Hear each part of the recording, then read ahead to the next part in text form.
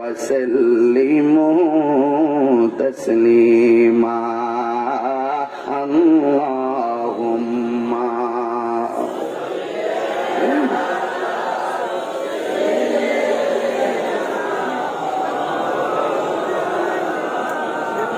وعلى آل سيدنا মায়ার সুরে মহব্বতের দিল খুলে পড়ুন আল্লাহুম্মা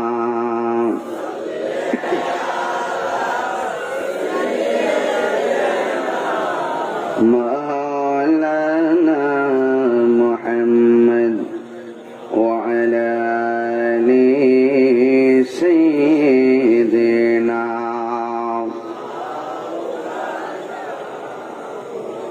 সবার জীবনে সুখ আসে দুঃখ আসে, কেউ অতি সুখী হয় কেউ হয় না,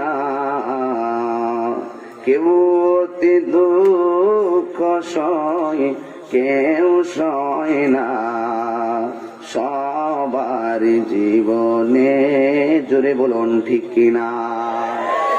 আমাদের দেশে হার্টের রোগী আছে না নাই? দেখবেন হাঁটতে গেলে তার জানটা বাইরিয়া যায়, রাতের বেলা নীরবে শুইয়া গেলে হার্টের রোগের তাপটা একটু বাইরে যায়। পাশের মানুষ সব ঘুমায়া থাকে, কিন্তু যার হার্টের রোগী আছে সে জানে রাত্রটা কিভাবে যায়। কথা কোন ঠিক কিনা? এই হার্টের রোগের কারণে রাতের বেলায় নীরবে নীরবে শুধু আল্লাহ আল্লাহ জিকির করে তার জীবনের সব গুনাহগুলোরে গাটুরি বেঁধে বেঁধে তার চোখের দুইটা পানি ঝরে, চোখের পানি ফেলে ফেলে ভরসা করে একজনের উপর ওই মুহূর্তে জবান খুলে বলুন তিনি কে। এরপরে সে মনে করে আজকে রাত্রটাই মনে হয় আমার শেষ রাত, আজকে রাত্রটাই মনে হয় আমার শেষ রাত। এই জন্য সে মনে মনে ভাবে যদি আজকে রাত্র শেষ হয়ে যায় তাইলে আমার কোনো আমলের পুঁজি নাই, আমার কোন ইবাদতের পুঁজি নাই, আমার দুনিয়ার কেউ আপন নাই, কিন্তু আমার অন্তরে আমার নবীর মহব্বতটাই গেল আমার শেষ সম্বল। কথা বলেন ঠিক কিনা? কারো কারো জীবনে দুঃখগুলি সুখ হয় না। অনেকের প্যারালাইসিস আছে না নাই? এই যে পা দুইটা বছর হয়েছে এখনো ভালো হয় নাই, আসেনি? অনেকের মুখ বাঁকা হয়ে যায়, মুখ দিয়ার কথা সুন্দর করে সুস্পষ্ট হয় না। এই দুঃখগুলো আর সুখ হয় না।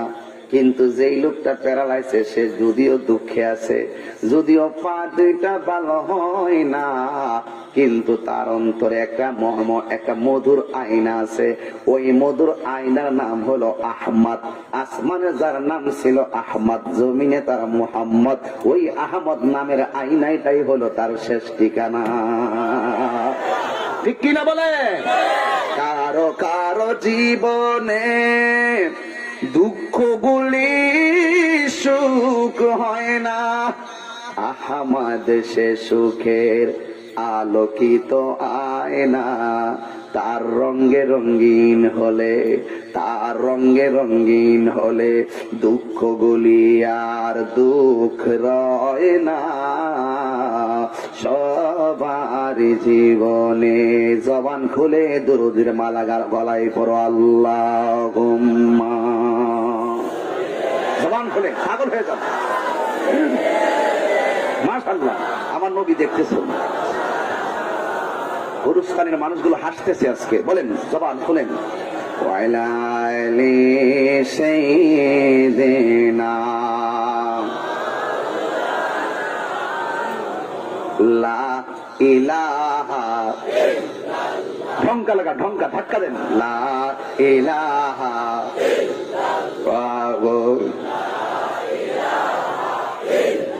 ইল্লাল্লাহ লা ইলাহা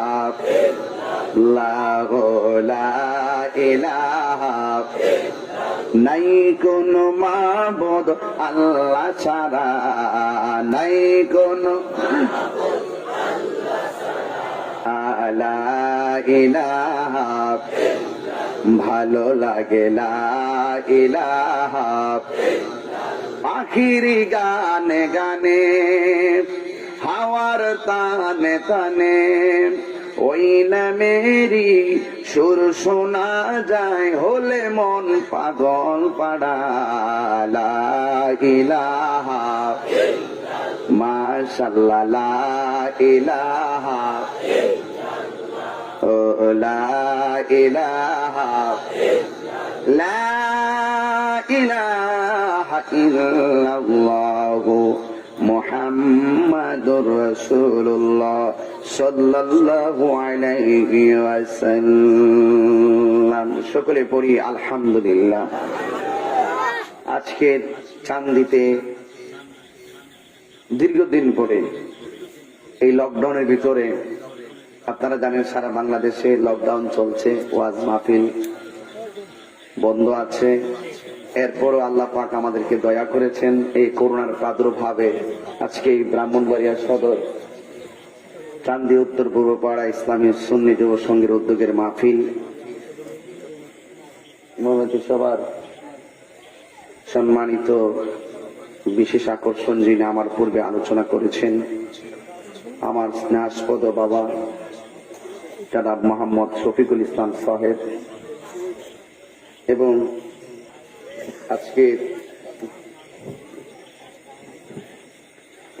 আজকের এই ঐতিহ্যবাহী সুন্নি কনফারেন্সের সম্মানিত যিনি সভাপতিত্ব করেছেন পীর তরিকত হযরত আল্লাহ মাওলানা শফিকুল ইসলাম সুফি সাহেব, খতিব চান্দি কেন্দ্রীয় সুন্নিয়া জামে মসজিদ, আমার স্নেহাস্পদ বাবা খুব সুন্দর ভাষায় আলোচনা করেছিলেন।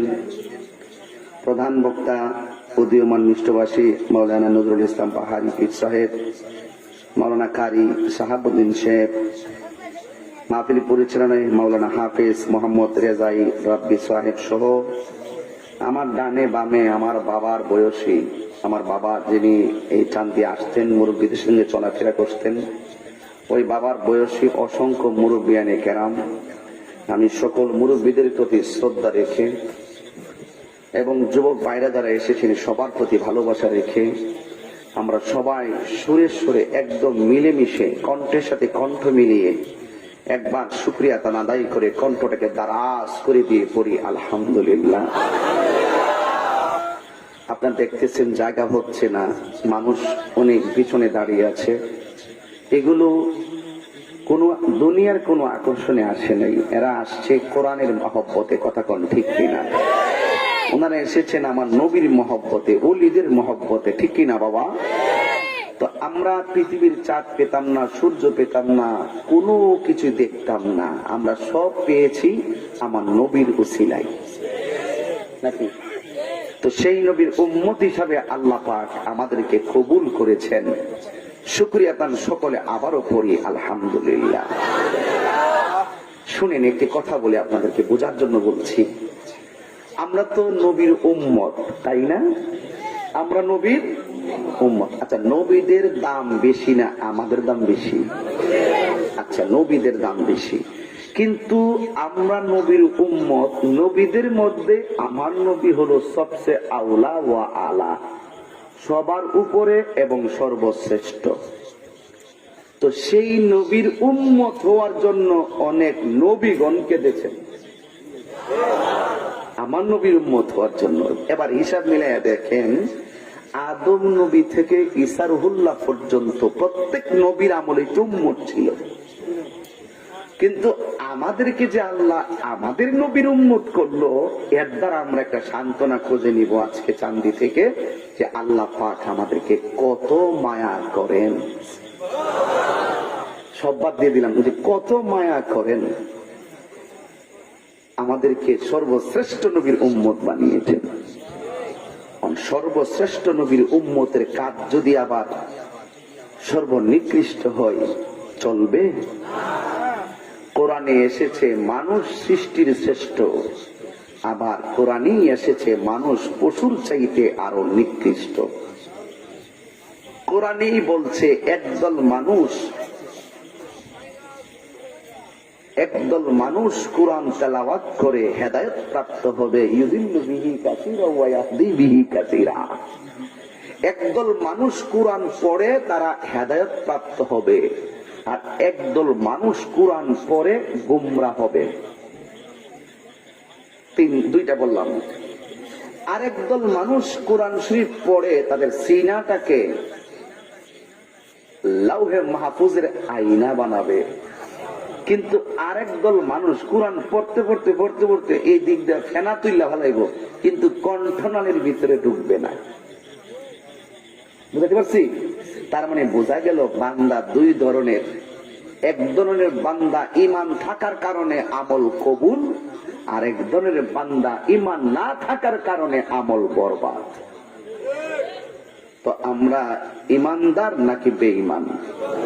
সত্যি করে বলুন, ঈমানদার না বেঈমান? ঈমানের দাম কম না বেশি? বেশি। এই জন্য আমার নবী বলছেন, পৃথিবীতে এমন একটা সময় আসবে আমার উম্মতরা আমাকে দেখার জন্য পাগল হয়ে যাবে, কিন্তু চাইলেই আমাকে দেখতে পারবে। এদের সম্মান আল্লাহ পাক হাসরের মাঠে যারা আমাকে দেখতেছে তাদের চাইতে বেশি বাড়াই দিবে। তো ওই আমলটা কাদের আমল? বর্তমানে আমরা চান্দিতে যারা আছি এই আমলটার কথাই, এই যুগের কথাগুলি নবী 1400 বছর আগে বলে গেছে। যদি আমরা একটু দরদ লাগাইয়া দিতে পারি তাহলে কাজ হয়ে গেছে। কেন? আনতা মামান আহবাবতা, আপনি যাকে নবীর জন্য ভালোবাসবেন নবী আপনার সঙ্গে জান্নাতে হাজির হয়ে যাবে। ভালোবাসাটা কার জন্য হবে? নবীর জন্য। কার জন্য হবে?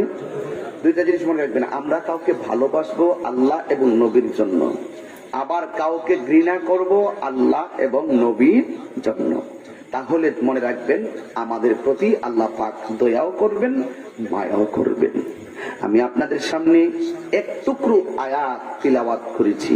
এই আয়াতের নিরিখে আমি কিছু আলোচনা করে আমি বিদায় আরজ করব। তবে আমি অত্যন্ত অত্যন্ত অত্যন্ত I thinking about this position. আমি এই অবস্থায় একজনকে নিয়ে চিন্তা করছি, একজনকে স্মরণ করছি, একজনকে ভালোবাসছি, একজনকে মিস করছি, যিনি আমার এই চান্দের প্রত্যেকটা মাহফিলের সভাপতি ছিল। আইয়ুবুর রহমান পীরে কামেল আল্লামা আইয়ুবুর রহমান চিশতি রহমাতুল্লাহ আলাইহি। তিনি এখন আর এই মাহফিলের পোস্টারে নাম নাই, তিনি আজ এখানে আমার পাশে নাই। এটাই তো পৃথিবীর ইতিহাস, ঠিক কিনা বলেন? আজকে দীর্ঘদিন তিনি এই মেহরাবে নামাজ পড়িয়েছেন। এই মেহরাবে ওনার পিছনে যারা মুক্তাদি ছিল, অনেক মুক্তাদির নিজে তিনি জানাজা পড়াইছেন, অনেক মুক্তাদির নিজে তিনি জানাজা পড়াইছেন। তিনি মসজিদে ছিলেন জিন্দা মানুষের ইমাম, আবার কখনো ছিলেন ঈদগায় মুর্দাদের ইমাম। মুর্দারকে সামনে রেখে তিনি ইমামতি করেছেন। সুতরাং এটাই হলো ইউনিভার্সাল ট্রুথ, চিরন্তন সত্য। এমন জীবন তুমি করিবে গঠন, মরণে হাসিবে তুমি কাঁদিবে ভুবন। আর মেহরাবে আল্লামা আইয়ুবুর রহমান চিশতি আসবে না, আর আপনাকে কঠিন ভাষায় ফতোয়া দিবে না, আর আপনাকে সুন্নিয়তের জন্য এমন কঠিন ভাষা করে কেউ কথা বলবে না। গেলে বোঝা যায় মানুষটার দাম কত। আওয়াজটা আসতে হলে দূরে বলুন, ঠিক কিনা বলেন? হাত তুলে বলুন, ঠিক কিনা বলেন? অনুরোধ করে বলছি, এটাই হলো চিরন্তন সত্য। আমি আজকে আপনার কষ্ট হয়ে যাচ্ছে মনে হইতেছে না? আমি ঘটনা বলছি না, আমি একটু চেতনা নিয়ে কথা বলছি। এখন আমি এই দিক দিয়ে আসার সময়ও গুরুস্থানটা দেখে আমি সালাম দিয়েছি। আমি জিজ্ঞেস করছি, আমি যদি সিলেট না থাকতাম আমি কিন্তু জানাজায় আসতে পারতাম, আমি ছিলাম অনেক দূরে। তো যাই হোক, এরপর আমার হৃদয়টা, আমাদের এলাকার বহুত লোক আসছে, ওনাকে কোথায় দাফন করা হয়েছে আমি দেখে আসছি। যাওয়ার সময় জিয়ারত করে যাব। আল্লাহ যেন এই গুরুস্থানের প্রত্যেকটা কবরে আজকে এই মাহফিলের উসিলায় যেন মদিনার নূর জারি করে দেয়, রহমতের নূর জারি করে দেয়। আল্লাহ আমাদের সকলকে কবুল করুন। আল্লাহ আইয়ুবুর রহমান চিশতি রহমাতুল্লাহ আলাইহির এই দাফনকৃত জায়গাটাকে জান্নাতের আলা মাকাম দান করেন। বাবা আমার আজকে আমার পাশে মুরব্বী আছেন, আমার পাশে মুরব্বী আছেন, যারা এসেছেন সকল মুরব্বীদের জন্য বেশি করে দোয়া করবেন, কারণ মুরব্বীরা মজলিসে থাকলে মজলিসে রহমত নাজিল হয়, ঘরে থাকলে ঘরের ভিতরে রহমত নাজিল হয়। কেন জানেন? কারণ এই মুরব্বীরা, দাড়ি পাকনাওয়ালা মুরব্বীরা যখন আল্লাহর কাছে চোখের পানি ফেলে কান্না করে, আল্লাহ ফেরেশতাদেরকে ডাক দিকে, এই ফেরেশতারা দেখ, এরা বাচ্চার মতো কাঁদতেছে, যা আমি আল্লাহ তাদেরকে মাফ করে দিলাম।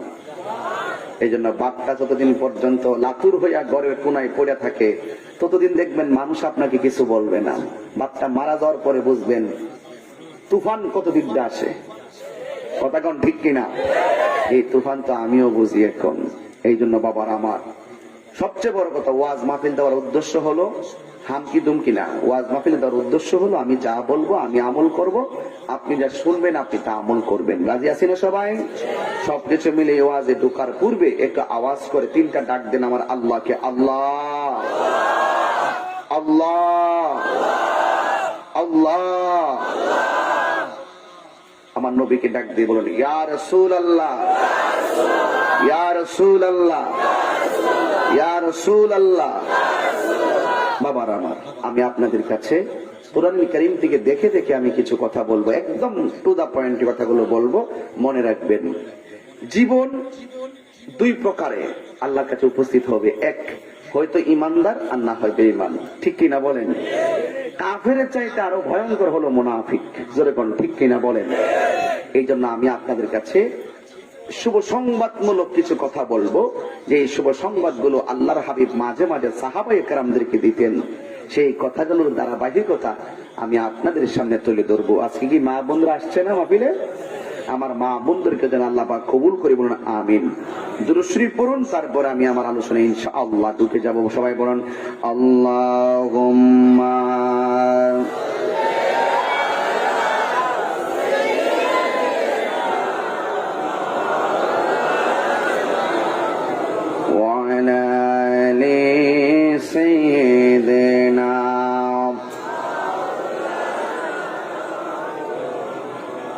আমার যুবক ভাইরা, আমার মুরব্বী আব্বারা, আমার পর্দানশীল মা ও বোনেরা, আমি আপনাদের সামনে কোরআনুল কারীম থেকে এক টুকরো আয়াত মোবারক তিলাওয়াত করলাম। আল্লাহ রাব্বুল আলামিন কোরআনুল কারীমের মধ্যে সুন্দরভাবে তিনি উল্লেখ করে দিয়েছেন, ইয়া আইয়ুহাল্লাযীনা আমানুত্তাকুল্লাহ ওয়াবতাগু ইলাইহিল ওয়াসিলা। আল্লাহ রাব্বুল আলামিন বলেন, হে ঈমানদারগণ, ইত্তাকুল্লাহ, তোমরা আল্লাহকে ভয় করো। জবান খুলে বলুন, কাকে ভয় করো? আল্লাহকে যারা ভয় করে এরা কোনদিন গোপনে গোপনে 5,000 টাকা লোভে পড়ে মানুষকে হত্যা করতে পারে না। আল্লাহকে যারা ভয় করে সামাজিক সাংসারিক কোন ত্রুটির জন্য স্ত্রীকে স্বামী তালাক দেয় না। আল্লাহকে যারা ভয় করে এরা কোনদিন মায়ের বুকে লাথি দেয় না। আল্লাহকে যারা ভয় করে তারা কোনদিন বাবার সঙ্গে ধমক দিয়ে কথা বলে না। আল্লাহকে যারা ভয় করে এরা কোনদিন রোজা না রেখে দিনে পানাহার করে না। কথা বলেন ঠিক কিনা? এই জন্য আল্লাহ রাব্বুল আলামিন শুরুতেই বলেন, ইয়া আইয়ুহাল্লাযীনা আমানুত্তাকুল্লাহ, হে ঈমানদারগণ আল্লাহকে ভয় করো। ইয়া আইয়ুহাল মুনাফিকুন আল্লাহ বলে নাই, ইয়া আইয়ুহাল মুশরিকুন বলে নাই, ইয়া আইয়ুহাল ফাসিকুন বলে নাই। আল্লাহ কয় ইয়া আইয়ুহাল্লাযীনা আমানু, হে ঈমানদারগণ। মায়া করে ডাক দিয়েছে ঈমানদারকে। আমার আল্লাহ তো জানেন ঈমানদাররা একমাত্র আমার আল্লাহকে ভয় করে চলে। ঠিক কিনা বলেন? আল্লাহ রাব্বুল আলামিন বলেন, হে ঈমানদারগণ, তোমরা আল্লাহকে ভয় করো। ওয়াবতাগু ইলাইহিল ওয়াসিলা, এবং তোমরা আমি আল্লাহকে পাওয়ার জন্য, জানার জন্য, বোঝার জন্য তোমরা ওয়াসিলা তালাশ করো। কি তালাশ করো? শরীরটাকে ভালো করার জন্য ব্রাহ্মণবাড়ি থেকে ট্রান্সফার করে ডাক্তার পাঠিয়ে দেয় তারা ঢাকা। শরীরের শক্তি পাওয়ার জন্য, শরীরের চিকিৎসা করার জন্য এক ডাক্তার থেকে আরেক ডাক্তার। কিন্তু তুমি যদি রুহানি চিকিৎসা করতে চাও, MBBS এর কাছে গেলে কাজ হবে না। তুমি যদি রুহানি চিকিৎসা করতে চাও, তাহলে তুমি হক্কানি আল্লাহর ওলির দরবারে যাওয়া লাগবে। ঠিক কি না কোন? এই জন্য ওয়াবতাগু ইলাইহিল ওয়াসিলা, আল্লাহকে পাওয়ার জন্য, জানার জন্য, বুঝার জন্য তোমরা ওয়াসিলা তালাশ করো। কোন পথে চললে আল্লাহকে পাওয়া যাবে, কোন পথে চললে সহজে আমার নবীকে দেখা যাবে। গতকাল কি বার গেছে? শুক্রবার। আপনারা জানেন কিনা আমি জানি না, শুক্রবার আসরের নামাজের পরে একটা দুরূদ শরীফ আছে। এই দুরূদ শরীফটা যদি কেউ আসরের নামাজের পরে 80 বার পরে, কয়বার? 80 বার। আল্লাহ পাক রব্বুল আলামিনের হাবিব বলেন তার 80 বছরের গুনাহ আল্লাহ মাফ করে দেয়। কি কম? এই কথাগুলো, ছোট ছোট কথাগুলো জানার জন্যই কামেল মুর্শিদের কাছে যায়। এগুলো সহজে আপনাকে এমন রাস্তা বাতাই দিবে, আপনার হায়াত কোন দিন শেষ বলা যায় না। আপনি অল্প সময়ের ভিতরে এমন একটা সিলেবাস কামেল মুর্শিদরা আপনার হাতে তুলে দিবে, যে তুলে দেওয়ার কারণে পাহাড় পরিমাণ গুনাহ আল্লাহ পাক মাফ করে দিবে। এই জন্য যুবক ভাইয়ের আমার, এই শুক্রবার আসরের নামাজের পরে যে দরুদ শরীফটা 80 বার পড়লে 80 বছরের গুনাহ মাফ হয়ে যায়। আল্লাহর হাবিব বলেন, আল্লাহুম্মা সাল্লি আলা সাইয়্যিদিনা মাওলানা মুহাম্মাদিন নাবিয়্যিল উম্মি ওয়া আলিহি ওয়া সাহবিহি ওয়া বারাকা সাল্লিম বিআদাদি কুল্লি শাইইন মিল্লাত কামা তুহিব্বু রাব্বানা ওয়া তারদা। এই দরুদ শরীফ কান যদি আপনি সুন্দর করে যদি আপনি পড়েন আর আদায় করেন, আল্লাহ রাব্বুল আলামিন আপনার জন্য আপনার জীবনের 80 বছরের গুনাহ আল্লাহ রাব্বুল আলামিন মাফ করে দিবে।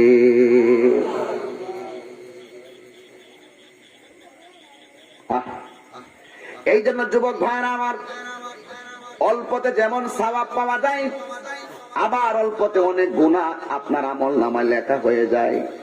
এই জন্য কিছু গুনাহ আছে অল্প করলে আপনার গুনাহটা বিশাল পাহাড় পরিমাণ হয়ে যায়। আবার কিছু সওয়াব আছে অল্প করলে তার জীবনটার ভিতরে তার অনেক সওয়াব লেখা হয়ে যায়। আর একটা ওয়াজিফা হলো, কেউ যদি ফজরের নামাজের পরে 7 বার আল্লাহুম্মা আজরিনি মিনান নার পড়ে, আল্লাহুম্মা আজরিনি মিনান নার বলে, ওই দিন যদি লোকটা মারা যায়, আমার আল্লাহ রাব্বুল আলামিন তার জন্য জাহান্নামের আগুন হারাম করে দেয়। আল্লাহু আকবার বলবেন না? এই কথাগুলো শুধু জানার মধ্যে সীমাবদ্ধ রাখবেন না, ইউটিউবে সার্চ দিয়ে আবার এগুলো জেনে নিবেন, শিখে নিবেন। কারণ আমাদের জীবনটা বড় অল্প। আমার আল্লাহ রাব্বুল আলামিন বলেন, ঈমানদার যারা তারা আল্লাহকে ভয় করে, ঈমানদার যারা তারা সব সময় আল্লাহর গান গায়, আল্লাহর জিকির করে, নিজের জীবনকে সুন্দরভাবে সাজায় নেয়। একমাত্র ঈমানদার যারা, তারাই আমার নবীকে জানের চাইতে আরো বেশি মহব্বত করে। জোরে কোন ঠিক কিনা? এই জন্য ভয় করব কাকে? অনেক মানুষ বলে, তাহিরি হুজুর সাবধানে চইলেন, দেশের পরিস্থিতি ভালো না। অনেকে বলে, হুজুর কাউরে কিছু কইেন না, দেশের পরিস্থিতি ভালো না। অনেকে বলে, হুজুর অবস্থা কিন্তু খারাপ, সাবধানে থাকেন, ঘরে থাকেন। আমি বলি কি জানেননি, যারা সত্যিকার অর্থে আল্লাহকে ভয় করে, সত্যিকার অর্থে আমার নবীকে জানের চাইতে মহব্বত করে, সে দুনিয়ার কাউকে ভয় পাইতে পারে না। ঠিক কিনা বলে? এই জন্যই তো আল্লাহ কোরআনে, আরেকটু পরে বলি, আরেকটু বুঝাইয়ে দেই। আল্লাহ রাব্বুল আলামিন বলেন, ইত্তাকুল্লাহ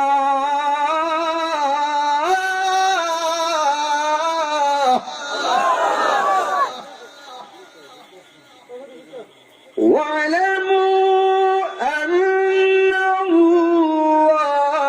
আন্নাল্লাহা মা'আল মুত্তাকিন।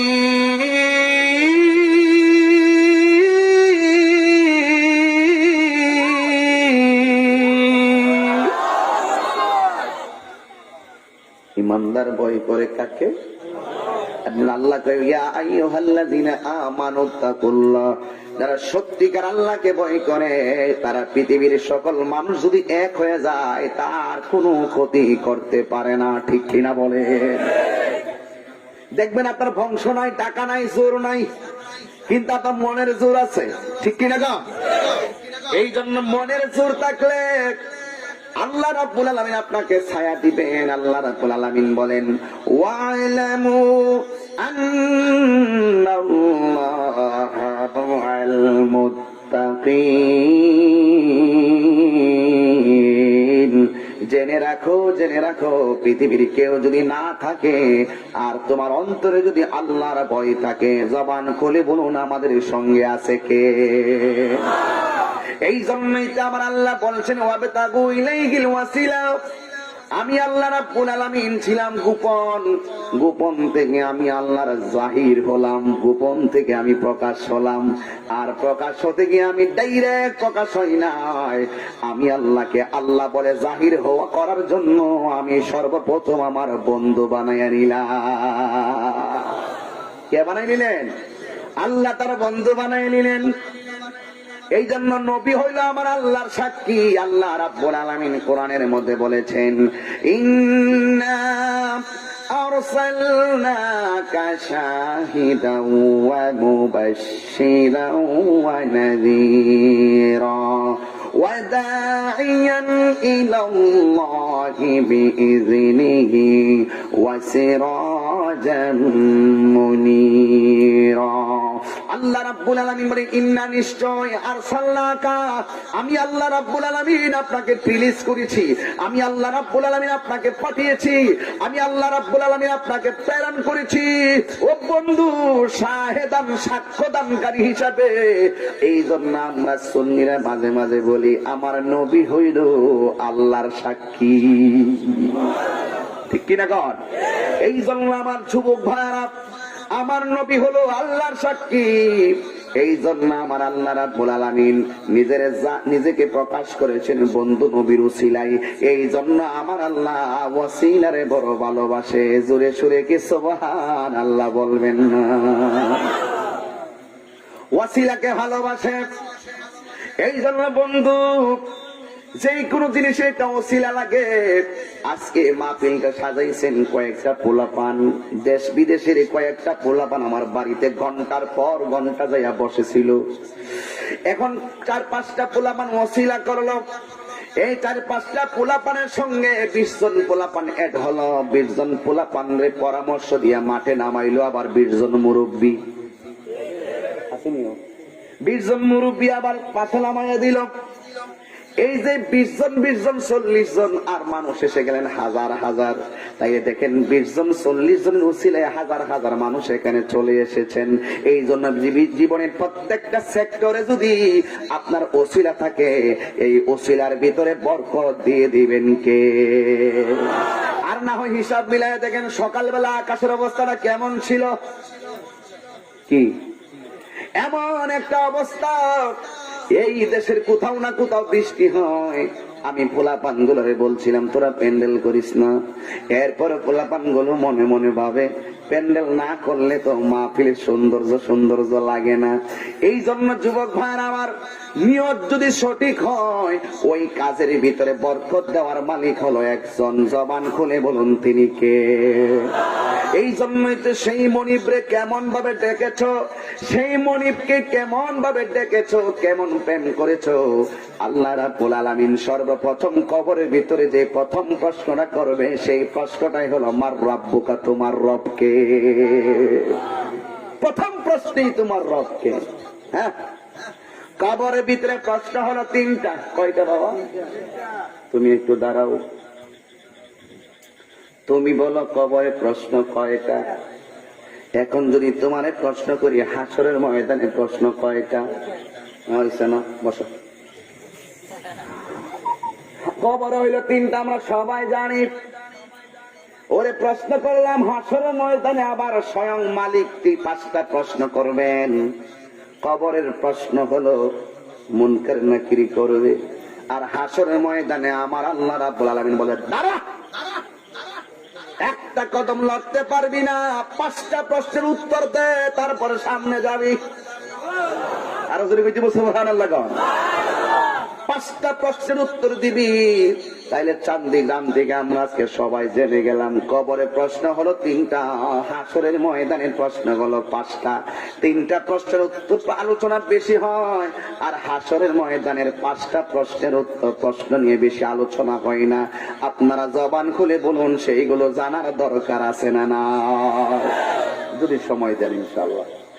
আমার বাবার, আমার এই জন্য আমি বলছি, আল্লাহ বলছেন ইন্না আরসালনাকা শাহিদাও ওয়া মুবাশশিরাও ওয়া নাযীরা। নিশ্চয় আল্লাহ রাব্বুল আলামিন তার বন্ধু নবীরে সাক্ষ্য দানকারী হিসেবে দুনিয়াতে পাঠিয়েছেন। এই জন্য আমার নবী আমাদের মনের খবর জানার ক্ষমতা আছে না না?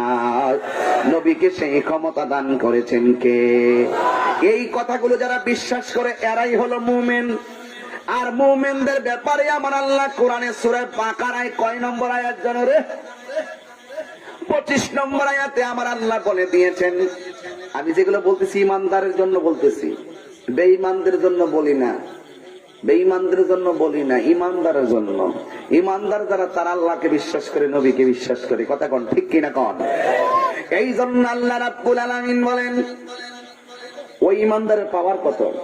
ওয়াবাশশিরিল্লাযীনা আমানু ওয়া আমিলুস সালিহাতি আন্না লাহুম জান্নাতিন তাজরি মিন তাহতিহাল আনহার কুল্লামা রুযিকু মিনহা মিন সামারাতির রিজকা قالوا هذا الذي رزقنا من قبل وأتوا به متشابها ولهم فيها أزواج مطهرة وهم فيها خالدون।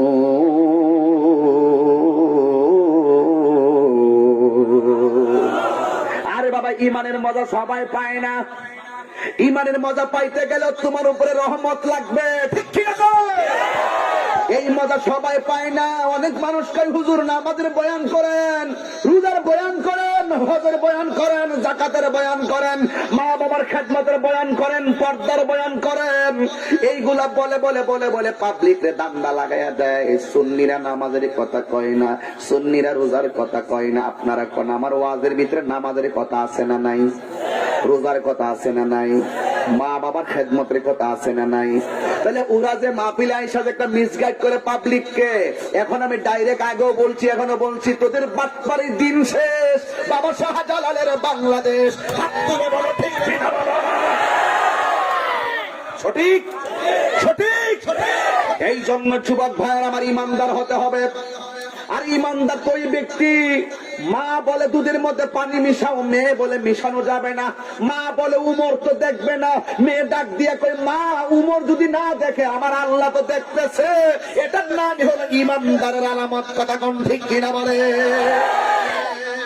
ইহুদির টাকা খাইয়া ইমান বেচা ফালাইছো, কেউ না দেখে দেখে কেডা?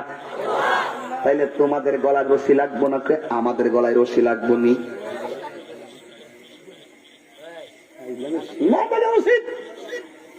ইমানের দাম আছে, ইমানের দাম আছে না নাই? এই জবান খুলে যুবক পোলাপান, ইমানের দাম আছে না নাই? এই জন্য আল্লাহ বলছেন ওয়াবাশশিরিল্লাযীনা আমানু ওয়া আমিলুস সালিহাত।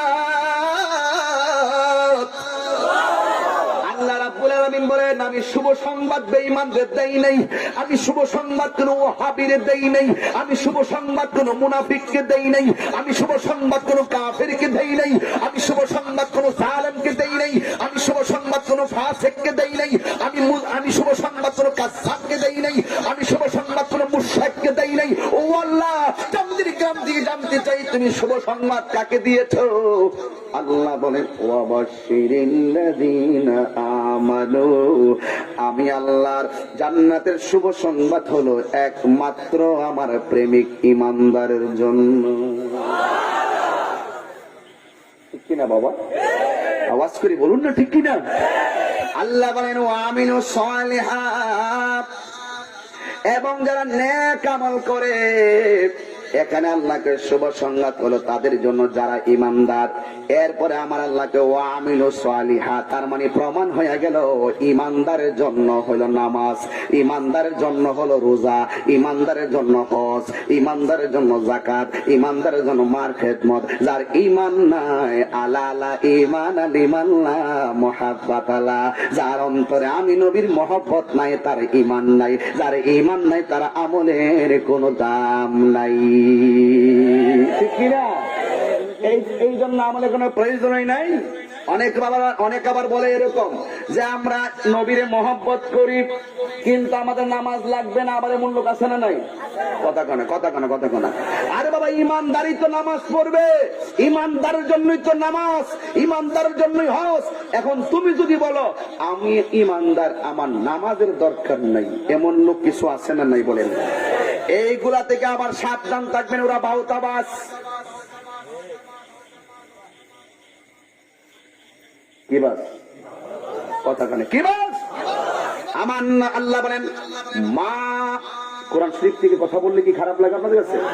আমি ঘাট টু ঘাট কথা বলছি, ঘাট টু ঘাট, যেভাবে ধারাবাহিক আমি যেতে পারি। মা আতাকুমুর রাসূল ফাখুযুহু ওয়া মা নাহাকুম আনহু ফান্তাহু। আল্লাহর পক্ষ থেকে নবী যা নিয়ে এসেছেন তা গ্রহণ করা লাগবে, আর যা থেকে দূরে থাকতে বলেছেন তা থেকে দূরে থাকা লাগবে। আপনারা বলেন আমরা কি নামাজের পক্ষে না বিপক্ষে? আমার নবী কি নামাজের পক্ষে না বিপক্ষে? আমার নবী কি সুদের পক্ষে না বিপক্ষে? এখন নবী কইছে আমি যা বলি কল্যাণকর তা গ্রহণ করো, মানে নামাজ পড়তে হবে। আমি বলছি যাও কল্যাণকর তা থেকে দূরে থাকো, তার মানে হারাম থেকে দূরে থাকা লাগবে। আজকে আমার সমাজে এমন সমস্যা, শুধুমাত্র হারাম রে আরাম কয়। হারাম রে কি কয়? জুতার বাড়ি আইতাছে। শুনেন, সাহস রেখে জীবনে যদি পরীক্ষার হলে যান, নিয়ত করবেন আমি গোল্ডেন এ প্লাস পাইতে হবে। দেখবেন আপনি এ প্লাস হলে পাইবেন, আর নাইলে এ প্লাস পাইতেই হবে, অন্তত এ গ্রেড হলে পাইবেন। আরেকবার এখন ফার্স্ট মিস হলে হে ওই ফেল করে। কথা কন ঠিক কিনা কন? সৎ সাহস রাখবেন, দেখবেন আল্লাহ আপনাকে ছায়া দিয়ে রাখবে। আরে বাবা, হকের পক্ষে থাকবেন। হারাম করলে যদি হারাম কুর কইলে আপনার ডর করে বুঝতে হবে আপনার ইমানই নেই। সুরে সুর কই দিব, ডাইতে ডাইতে দিব, সুৎকুরে সুৎকুর কই দিব, গুসকুরকে গুসকুর কই দিব, বাচ্চারে বাচ্চার কই দিব, সিগারে সিগার কই দিব। ইমানদারকে ইমানদার বলতে হবে, সাদাকে সাদা বলতে হবে, কালোকে কালো বলতে হবে। আপনার কি আমার সঙ্গে একমত? আমরা শান্তি তো সুন্নির ঘরের সুন্নি।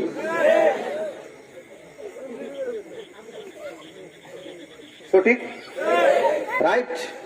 তাহলে বেহেশতের শুভ সংবাদ কাদের জন্য? ইমানদারের জন্য নাকি ওই হারাম করার জন্য? হারামদারের দরুন মুখে পরে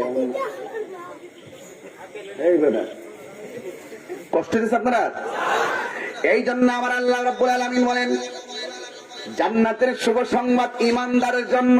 একটা হাত তুলেন, শরীর ঠিক হবে। বলুন, হাত তুলেন সবাই, মুরব্বী বাবারা সহকারে। আজকে একটা ঈদের পর একটা পুনর্মিলনী হচ্ছে আপনাদের সঙ্গে আমার। কথা কন ঠিক কিনা? এ হাত সোজা করেন, একটা আওয়াজ করেন। আপনারা বলুন আমরা কি ইমানদার না বেঈমান? হারাম কি চলবে?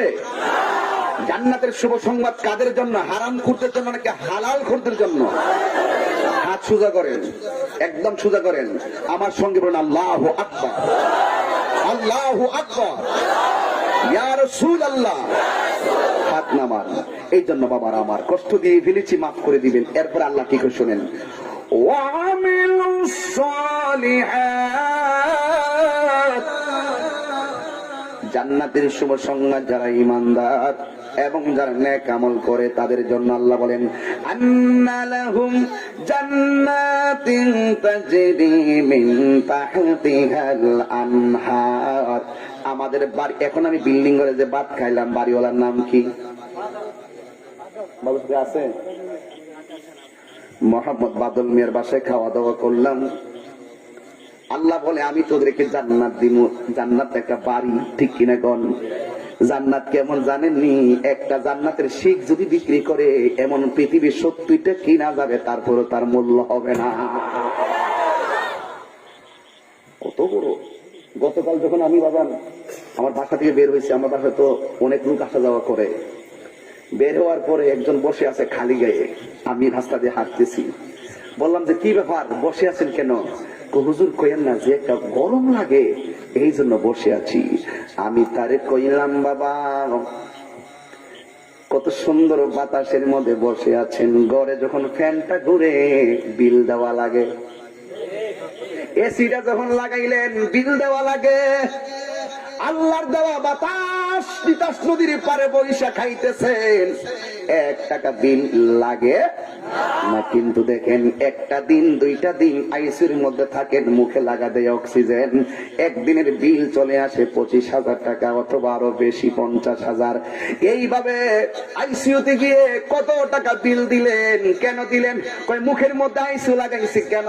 কয় শ্বাস প্রশ্বাস কষ্ট, শ্বাস ফলাইতে পারে না, কৃত্রিম উপায়ে তারে শ্বাস আসা আনা নেওয়া করে।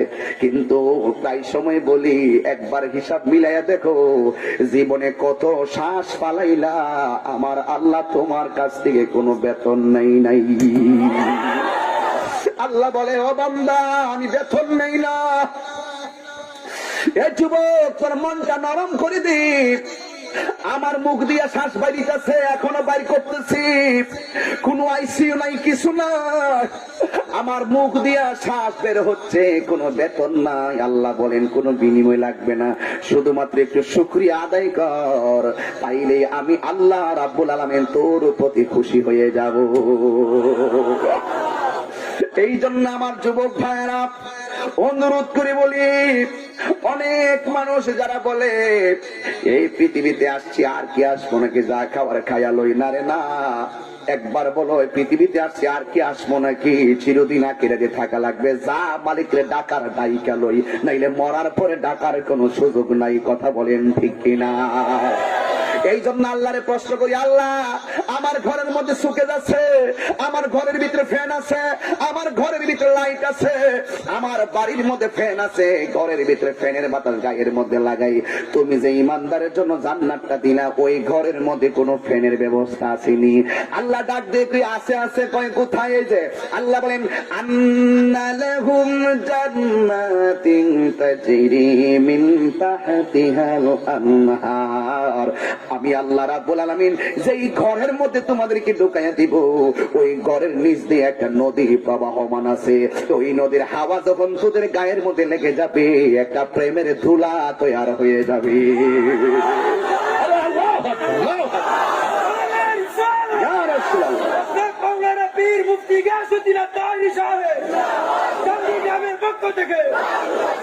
আল্লাহু আকবার বলেন না? তাহলে দেখেন আমার আল্লাহ কত মায়া করেন এবং কত কিছু ব্যবস্থা রেখে দিয়েছেন। শুধুমাত্র তাই নয়, আমার আল্লাহকে প্রশ্ন করেন না, চাঁদি দিকে ডাক দেন। আল্লাহ বলেন আমার তোরা যত ডাকবি আমি তত খুশি। মারহাবা গান। আরে মার কাছে কাঁদলে মা সন্তানদের দুধ দেয়, বেশি করে কাঁদলে আবার কুলের মধ্যে জড়াইয়া দইরা। এবং আল্লাহরে যত ডাকবেন আমার আল্লাহ তত খুশি হয়ে যাবে। আমার নবী বলেন একটা মানুষের যদি টাকা হারিয়ে যায়, হারানো টাকা ফেরত পাইলে বান্দা যেমন খুশি হয়, বান্দা গুনাহ করার পরে আল্লাহর কাছে যখন তওবা করে আমার আল্লাহ এর চাইতে বেশি খুশি হয়ে যায়। আমার দেশে তওবা করতে শরম লাগে, তওবা করতে শরম লাগে। যদিও লাইলাতুল কদরে দেখবেন সারা জীবন নামাজ না হলো, লাইলাতুল কদর রাতে দেখবেন মসজিদের বাইরেও জায়গা হয় না, আর ইচ্ছা মতো তওবা করে, আল্লাহ চুরি করছি মাফ করে দাও, জিনা করছি মাফ, কত যে তওবাটা করে। পরের দিন আবার ঠিক হয় সুদ নম্বর 1। কথা বলেন সঠিক কিনা বেঠিক? রাগ করেন না, বলো রাগ করেন আমার সাথে। আমাদের দেশের মানুষগুলোর চরিত্র এমনই হয়ে গেছে, অক্ষরে কিভাবে তওবাটা করব, কিন্তু আবার সকালবেলা ফজরের নামাজই পড়ে না, এই ঘুমায় গেছে, আর নামাজের খবর নাই, মনে করছে লাইলাতুল কদর গিয়ে ডাকলে সব শেষ। এত সোজা না, অন্তরের খবর কেউ জানে না, জবান খুলে বলুন জানে কে? আরো যখন জানে কে? এই জন্য আমরা আল্লাহরে প্রশ্ন করি, আল্লাহ শুধুমাত্র তিতাস নদীর পারে বাতাস খাইলাম শান্তি লাগলো, ঘরের ভিতরে ফ্যানের বাতাস খাইলাম শান্তি লাগলো, এসির বাতাস খাইলাম শান্তি লাগলো। বাতাস খাইলে তো চামড়ার মধ্যে ঠান্ডা লাগে, পেট তো ভরে না। পেট ভরতে গেলে খাবারের দরকার হয়। তিতাস নদীর বাইন মাছ মাইরে আনি, কত ধরনের মাছ কিনে আনি, অথবা বুরু দান করি, রিদান কন 42 কর 28 কর সব কিছু দিয়ে কত ধান বনি, আমরা চাউল করে রান্না করি, ভাত খাই, পেট ভরি। ও আল্লাহ, তুমি যে বললা জান্নাতের ভিতরে আমাদেরকে বাতাস দিবা, বাতাস লাগাইলে তো চামড়া ঠান্ডা লাগবে, পেট তো ভরবে না। আমরা চান্দি গ্রাম থেকে জানতে চাই, তোমার জান্নাতের ভিতরে কোনো খাবারের ব্যবস্থা আছে নি যা দিয়ে আমরা পেটটা ভরবো? আল্লাহ কয় আছে, আছে। কয় কোথায় আছে?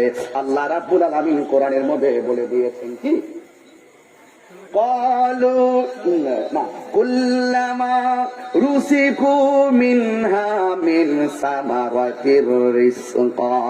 আল্লাহ রাব্বুল আলামিন বলে, হে বান্দারে, আমি তো তোদেরকে অভিমান কইরা বানাই নাই, আমি আল্লাহ তোদেরকে বড় মায়া কইরা বানাইছি।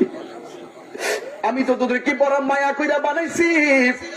আল্লাহ রাব্বুল আলামিন কয়, কুল্লামা রুজিকু মিনহা মিন সামারাতির রিজকা। ও বান্দা, আমি আল্লাহ রাব্বুল আলামিন তোদের জন্য জান্নাতের ভিতরে মজাদার রিজিকের ব্যবস্থা রেখে দিয়েছি।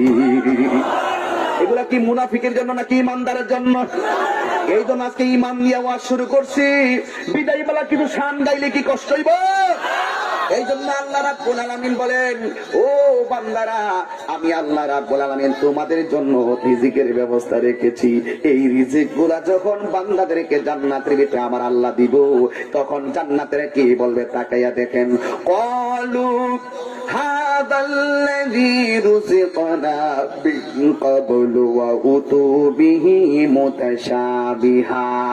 ওরা বলবে, আল্লাহ, এগুলা তো ওই ফল যেগুলো পূর্বে আমাদেরকে দেওয়া হয়েছিল, ওই ফলের সাদৃশ। আঙ্গুর ফল দেখলে তারা আঙ্গুর ফল চিন্না ফেলাইব। কিন্তু পার্থক্য আছে। কি পার্থক্য? জান্নাতের আঙ্গুর ফলগুলো, এই দুনিয়ার আঙ্গুর ফল একসঙ্গে 4-5টা মুখে দেওয়া যায়, কিন্তু জান্নাতের আঙ্গুর ফল দেখতে যদি নামে যদি আঙ্গুর ফল, কিন্তু ভিন্নতা আছে। কারণ জান্নাতের একটা আঙ্গুর ফল এই দুনিয়ার 70টা, এই পৃথিবীটা যত বড়, জান্নাতের এক একটা আঙ্গুর ফল তত বড় দেওয়া হবে। কত বিশাল বড়! জান্নাতের মধ্যে সব আছে, কিন্তু দুইটা জিনিস নাই।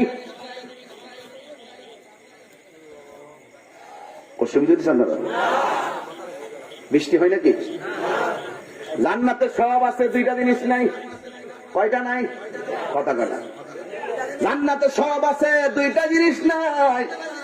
তাইলে আমার আল্লাহ ফল খাওয়াইলো, কত কিছু খাওয়াইলো, কিন্তু দুইটা জিনিস নাই। মানে হলো এখানে অপূর্ণতার মতো। না না না, হাদিস শরীফ আমার নবী বলেন, জান্নাতে সব আছে, কিন্তু দুইটা নাই। একটা হলো তার পায়খানা প্রস্রাব নাই, আর 2 নম্বর হলো তার ঘুম নাই। শুধু খাওন আর খাওন, কত মজা! সুবহানাল্লাহ। ঘুম নাই, ঘুম নাই, শুধু খাওন আর ইচ্ছে মতো খাইব, এমন খাওন রে বাবা। এত বড় বড় আঙ্গুর ফল আবার যাইয়া পাড়তে হবে না। আমরা তো আম গাছে যাই আম পাড়তে হয়, ঘর থেকে বের হয়, এরপরে আমের কুড়া বানায়। কুড়া কি করে রে? তোর কুড়া না, তোর হুফা। এরা মনে আমি লন্ডন থেকে এসে, আমি মনে ভুলে গেছি আর কি। আমরা এলাকা বাচ্চাটাকে আমার মুখস্থ নাই কি হুফা হুফা মানে সিপ দিয়ে বাইন্দা সুন্দর করে গুণাটা একটা মুখ রাখে, আমরা ঢুকাই টুপ্পুতে নাম মারে। কথা কন ঠিক কিনা বেটি? এই হুফা হুফা হুফা দিয়ে আমরা ফল ফাইরে আনি, কিন্তু জান্নাতের ভিতর থেকে হুফা দেওয়া ভালো লাগতো না। এমনি মুত্তাকি ইনা আলা ফুরুষ, এই এমনি বিছানায় ধাক্কা দিয়া শুইব, শুয়ার ঘরে করবো, এই আঙ্গুর ফল তোর খাইতে মন দিতেছে, আঙ্গুর ফল সুজা মুখ খাই বলবো। এইগুলা খাইবো কাটা জানেন মুনাফিকরা, ঠিক কিনা? হ্যাঁ ঠিক। কেটা খাইব? ইমানদারেরা।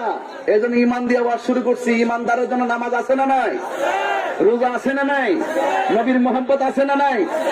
আপনারা আমার এই ধারাটাকে অন্য কিছু নিয়ে না, আমি অন্য ধারায় ওয়াজ করতেছি না, আমি সরাসরি কথা বলতেছি, কোন ফাঁকি ঝুঁকি নাই, সরাসরি কথা। এই ইমানদারের জন্য এই নিয়ামতের ব্যবস্থা রাখছেন কে? এখন আসেন আল্লাহকে চান্দি থেকে প্রশ্ন করি, ফুলাফান চোখ বন্ধ করে দিয়েছি।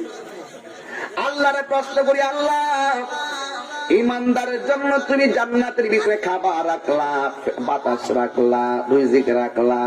আমরাও তো দুনিয়াতে চলাফেরা করছি, কিন্তু আমাদের খাবার ছিল, ফ্যানের বাতাস ছিল, কিন্তু আমাদের তো পরিবারে বউ ছিল, বউ পরিবার, ঠিক কিনা? কি আছিল? পরিবার ছিল। তাইলে জান্নাতের ভিতরে এমন কোন ব্যবস্থা আসেনি? আমার আল্লাহ রাব্বুল আলামিন কয় আছে। সুবহানাল্লাহ কইতেন না? কখনো বলবো একটা গজল, 1 ঘন্টা তো হয়ে গেছে, কথাটা কইতাম না, ভুলে গেছিলাম গা, একটা বলবো।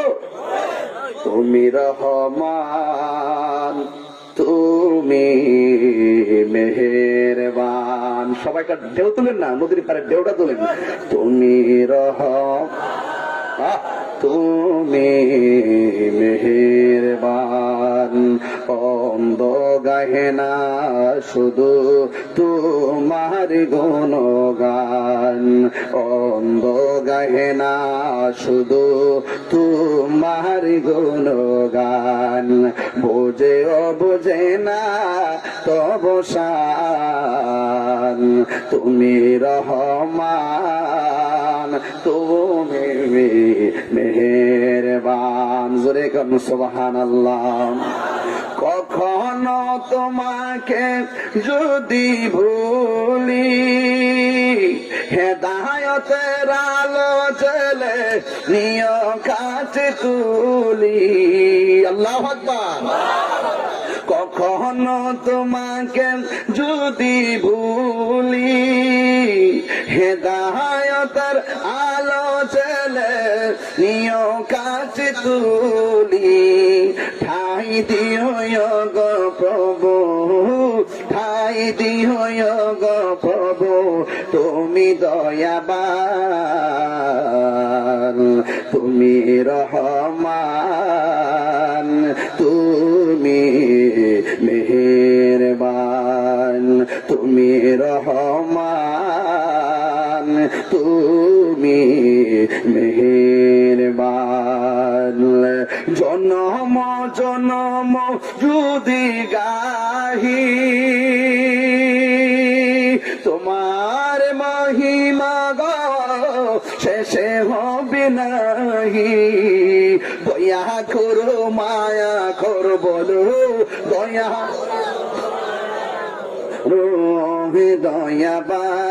দয়াবান, তুমি রহমান, তুমি মেহেরবান।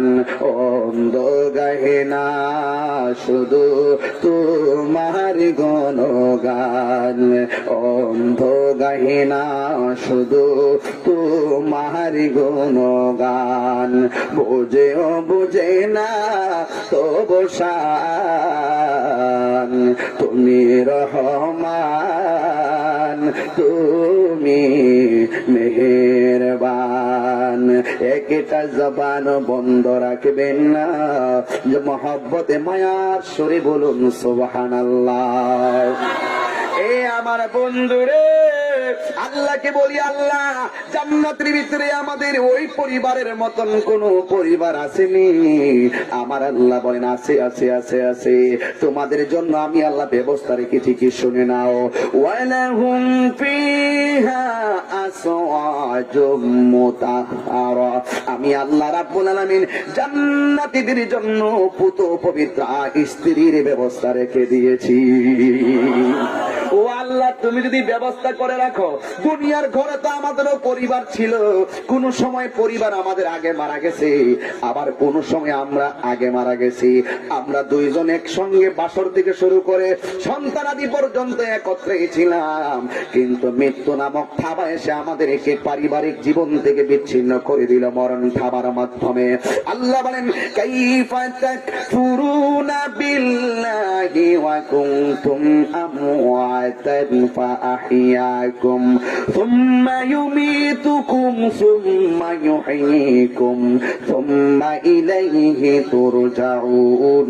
মরণ নামক ভেদির মাধ্যমে আমরা স্বামী স্ত্রী, এই স্বামীর নাম হলো আব্দুর রহমান আর স্ত্রীর নাম হলো ফাতেমা, কিন্তু আজরাইল এসে আব্দুর রহমান থেকে ফাতেমার চিরদিনের জন্য থাবা মেরে নিয়ে গেল, অথবা ফাতেমা থেকে আব্দুর রহমানকে নিয়ে গেল।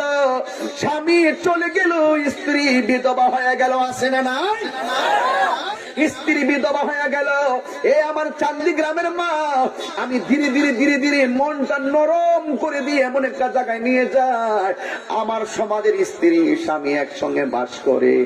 স্ত্রী মরে গেলে স্বামী স্ত্রীকে বলে যায়, স্বামী মারা গেলে স্ত্রী স্বামীকে বলে যায়। দুনিয়া রঙে রঙিন হয়ে যায় না গো মা, না। ও মা, আল্লাহকে বলবেন, আল্লাহ আমরা যেমন ভাবে স্বামী স্ত্রী দুনিয়ার পরিবারের ঘরের মধ্যে ছিলাম, একদিন হয়তো আমার স্বামী আমাকে ফেলে চলে যাবে, আর একদিন হয়তো আমার স্বামী, আমি স্বামীকে রেখে চলে যাব, কিন্তু তোমার কাছে একটা ফরিয়াদ করি গো আল্লাহ, আমরা দুনিয়ার ঘরে যেমন ভাবে ছিলাম, হাসরের ময়দানে জান্নাতের ভিতরে আমাদেরকে এমন ভাবে রাখিও। এটা হলো প্রত্যেকটা স্বামী স্ত্রীর মনের চাওয়া পাওয়া হওয়া দরকার। কিন্তু আমার সমাজে তার চরিত্র ভিন্ন। কিন্তু আল্লাহ বলেন, ওয়ালাহুম ফিহা আজওয়াজুম মুতাহহারা, আমি আল্লাহ রাব্বুল আলামিন জান্নাতের ভিতরে তোমাদের জন্য পুত পবিত্র স্ত্রীর ব্যবস্থা রেখে দিয়েছি। এখন আমরা আল্লাহকে প্রশ্ন করি, আল্লাহ দুনিয়ার জমিনে তো স্বাদের সংসারের জীবন হঠাৎ করে বিচ্ছিন্ন হয়ে যায় মরণের মাধ্যমে, এখন তুমি যে আমাদেরকে জান্নাতি স্ত্রী দিবা গো, এরা কই দিন আমাদের সঙ্গে থাকবে? এরা কি নির্ধারিত মেয়াদে থাকবে নাকি? আল্লাহ কয়, না না না না, দুনিয়ার স্বামী স্ত্রী যেমনে থাকো, জান্নাতের স্বামী স্ত্রী জান্নাতের পুত পবিত্র নারীরা এমন ভাবে থাকবে না। আমার আল্লাহ বলেন, ওয়াহুম ফিহা খালিদুন, এরা জান্নাতের ভিতরে একদিন নয়, দুই দিন নয়, চিরদিন পাশাপাশি থাকবে। আপনারা জেনে খুশি হবেন, আমার এই যে ইসলাম ধর্ম, এই যে আমি কোরআন দেখে দিয়ে কথা বলছি, এই কোরআনটা কত দামি। হাজার হাজার মানুষ এই কোরআনের সংস্পর্শে এসেছে, প্রমাণ আছে না নাই? আজকে একটা প্রমাণ দিতাম নি আপনাদেরকে। এই বাবা, একটা ছেলে এখানে হাত তোলো, তুমি কি ছিলা? হ্যাঁ, এখন কি, কেন মুসলমান হচ্ছে? এই ছেলেটা আমার বাড়িতে গেছে গতকাল, নেই গতকাল গিয়া বলতেছে, হুজুর আপনার ওয়াজ যেখানে হয় সেখানে আমি যাই। ওয়াজ শুনতে শুনতে আমি বুঝতে পারছি যে ইসলামটাই সত্য ধর্ম আর কোরআনটাই সত্য সংবিধান। মানে একটা বাস্তব প্রমাণ আর কি। আজকে আসার পরে আমার বাতিজা বললো যে এই ছেলেটা আসছে, তা আমার সামনেই পড়ছে, তার জিজ্ঞেস করলাম, তোমার আগে নাম কি ছিল? হ্যাঁ, মিঠন পাল, এখন বর্তমান নাম কি? সুবহানাল্লাহ কইতেন না? এটা ইসলামের পরাজয় নাকি বিজয়? আরে হাত তুলেন না, এরা একই আমার ভাই না এখন? সুবহানাল্লাহ বলবেন না? আরে আলহামদুলিল্লাহ বলেন না? এই যুগে যুগে এটার কাছে আসতেই হবে। যারাই আসতে পেরেছে এদের জীবন ধন্য হয়ে গেছে। কথা কোন ঠিক কিনা? এইভাবেই মানুষের জীবন লাইফস্টাইল চেঞ্জ হয়ে যাচ্ছে, কোরআন বিজয়ী হচ্ছে। দেখেন না করোনা, এই করোনা এমনিতে আসে না, এগুলো আমাদের পাপের ফল, পাপের ফসল, ঠিক কিনা? আমাদের অন্যায়ের কারণে আল্লাহ পাক নারাজ হয়ে গেছে। এখন করোনা মিস কল দিয়ে আমাদেরকে সতর্ক করে দিচ্ছে। আমাদের বাংলাদেশ যে গরিব রাষ্ট্র, যে ঘনবসতি, যদি ইন্ডিয়ার মতন করোনা বাংলাদেশে ঢুকতো আমাদের উপায় থাকতো? এখনো সময় আছে, তাড়াতাড়ি সাজদায় করে থাকেন, শুকরিয়া আদায় করেন, ওই শুকরিয়া আদায় করতে হবে। এই জন্য আল্লাহ বলছেন, ওয়াহুম ফিহা খালিদুন, যারা জান্নাতে পুত পবিত্র নারী পাবে তারা তাদের সঙ্গে চিরদিন থাকবে। ওই সমস্ত হুরদের গায়ের ভিতরে 70 রঙের জামা থাকবে। কয় রঙের? 70 রঙের জামা থাকবে। আমি মাত্র একটা কাপড় বললাম, একটা পাঞ্জাবি, একটা গেঞ্জি, কিন্তু দেখেন আমার শরীর চামড়া কি দেখা যায়? আর জান্নাতীরা জান্নাতের ভিতরে 70 রঙের 70 কালারের 70টা জামা পরবে। ওরা এত সুন্দর, তাদের সৌন্দর্য গুলো এই 70টা জামা বেদ করে তাদের সৌন্দর্য দেখা যাবে। এগুলো কাদের জন্য? কথা কোন? মুত্তাকিদের জন্য। কাদের জন্য? মুত্তাকি, যারা ঈমানদার তাদের জন্য। কথা কোন ঠিক কিনা? এই জন্য আল্লাহ কোরআনে বলছেন, ইন্নালিল মুত্তাকিনা মাফাসান হাদাইকা ওয়া আনাবা ওয়া কাওয়াইবা আতরাবা। আল্লাহ রাব্বুল আলামিন আলামিন বলেন, নিশ্চয়ই যারা আমি আল্লাহকে ভয় করবে, যারা ইমানদার, এরা হাসরের, এরা জান্নাতের ভিতরে সফল কাম হয়ে যাবে, এরা হাসরের ময়দানে সফল কাম হয়ে যাবে। শুধুমাত্র তাই না, আল্লাহ বলেন হাদাইকা ওয়া আনাবা। আমার বাবা এখানে আছেন। হাদাইকা, হাদিকাতুনের বহু বচন হাদায়েক, ইনাবনের বহু বচন হলো আনাব। আল্লাহ রাব্বুল আলামিন বলেন, আমি আল্লাহ রাব্বুল আলামিন জান্নাতের ভিতরে তাদেরকে বিশাল বড় বড় আঙ্গুর ফলের বাগান দিয়ে দিব। কি মজা আসেনি? শুধুমাত্র মজা না, আর এত মজা। আল্লাহ রাব্বুল আলামিন কোরআনে বলছেন, আমি আল্লাহ রাব্বুল আলামিনকে যারা ভয় করবে, আমি আল্লাহ রাব্বুল আলামিন তাদেরকে আঙ্গুর ফলের বাগান দিয়ে দিব। এবার আঙ্গুর ফলের বাগান দিয়ে তারা খাবে আর ফুর্তি করবে, আনন্দ করবে। আপনারা বলেন, আঙ্গুর ফলটা কি সাধারণ নাকি অনেক প্রোটিন ফল? অনেক প্রোটিন ফল, ঠিক কিনা কোন? আঙ্গুর ফল খুবই দামি একটি ফল এবং অত্যন্ত প্রোটিন, অত্যন্ত vitamin, very useful for health, স্বাস্থ্যের জন্য খুবই উপকারী। কথা কোন, ঠিক কিনা কোন? এই জন্য যুবক ভাইয়েরা আমার, আল্লাহ রাব্বুল আলামিন জান্নাতের ভিতরে সবকিছু দিবেন। এই জন্য জান্নাত কিন্তু খালি চাইলেই চলবে না, জান্নাতে যাওয়ার জন্য কর্মের দরকার আছে না নাই? আর জবান খুলে কোন আছে না নাই? এই জন্য জান্নাতে যাওয়ার জন্য কর্ম করা লাগবে। আমার সমাজে আমি ওয়াজ ঢুকে গেছে, আমার সমাজের ভিতরে সাদা মানুষ আছে না নাই? কালো মানুষ আছে না নাই? আমার সমাজের ভিতরে লম্বা মানুষ আছে না নাই? খাটো মানুষ আছে না নাই? কিন্তু আমার সমাজের সবচেয়ে বড় কষ্ট হলো, এরা দেখবেন যা আমাদের সমাজে যেই সমস্ত মানুষগুলা বেশি লম্বা, হেরে কই অড়া, কি কয় অড়া কয় না? যদি কইবি লম্বারে তুই অড়া, তোর উপরে পড়বো আষাঢ় মাসের ঠাড়া। আমি কই না, আল্লাহ কয়। আমার কথা কর শক্তি নাই, আমার আল্লাহ কয়। আমি দলিল ছাড়া কথা কই না। এমনি তো তাহিরি জ্বালার কোনো শেষ নাই, এরপর আমি দলিল ছাড়া কথা কই না। লম্বা হইলে কয় কি, আর বাইডি হইলে বাউল, কালা হইলে কাইল্লা। কি কর তুমি? কাইল্লা কো আর ঠাড়া কো আর অড়া কো, কিন্তু আল্লাহ কি কই শুনো? কইতাম নি, আল্লাযী রে কথা কয় কেডা? কালো মানুষ আছে না নাই? আপনারা সান্দিতে বহুত মেয়ে দেখতে আসে কিনা? করম পড়তে আসো, টান ভাড়া থেকে আসে কিনা? দেখতে ইচ্ছা মতো ফেট ভরে খাইছে, খাইয়া পরে জানানো। হ্যাঁ, দিল্লি গা আগে জানা, এরপরে খা। এটা আমাদের সেরকম পুরা উল্টা চলতেছে সব। খাওয়াই বলতে আমার খাওয়া গোড়াই গা, মেয়ের ভাই এগুলা সব কিছু উল্টে গেছে গা। আবার এখন সিস্টেম বাড়িছে, কর মেয়ে বিয়া কিছু সাওয়ার আছে না, কোনো কিছু লাগতো না। এটা সিস্টেম না ছেলে বেশি পাওয়া যায়। যেমন ভাবে ছেলে জান না, জীবন আর লিখে রাখতো না। বড়দের 30 টাকা, আমরা যদি সারা জীবন লিখে রাখতো। বড়দের 30 টাকা, ছোটদের 10 টাকা, শেপ এত টাকা, মেয়ে দিদিন এত টাকা, আর কি আছে কালার টালার এত টাকা। এখন আর লেখা নাই, কখন শিয়া যা ওই দেন। এরা বুঝা লাগছে, চাইলে কম পাওয়া যায়, এমনি হইলে বেশি পাওয়া যায়। কথা কন ঠিক কিনা? তো সব ছেড়ে দেন, আপনার মনের খবর একজন জানে, তিনি কে? মানুষকে ধোঁকা দিবেন না, সুযোগ হইলে চাপ দিবেন না। আজকে দেখেন কি চান আপনি? তো মেয়ের বিয়ে করবেন, মেয়ের প্রতি আপনি চাওয়ার আসেনি, কোন কিছু চাওয়ার নাই। এটা সমাজে এমন ভাবে চলতেছে, না চাইলে বেশি পাওয়া যায়। কিন্তু ঠিকই বিয়ের পরে যদি না দেয়, তার মেয়েদের উপর অত্যাচার করে যৌতুকের জন্য। কথা কন ঠিক না বেঠিক? যৌতুক করে বিয়া করা মানে ভিক্ষা করা।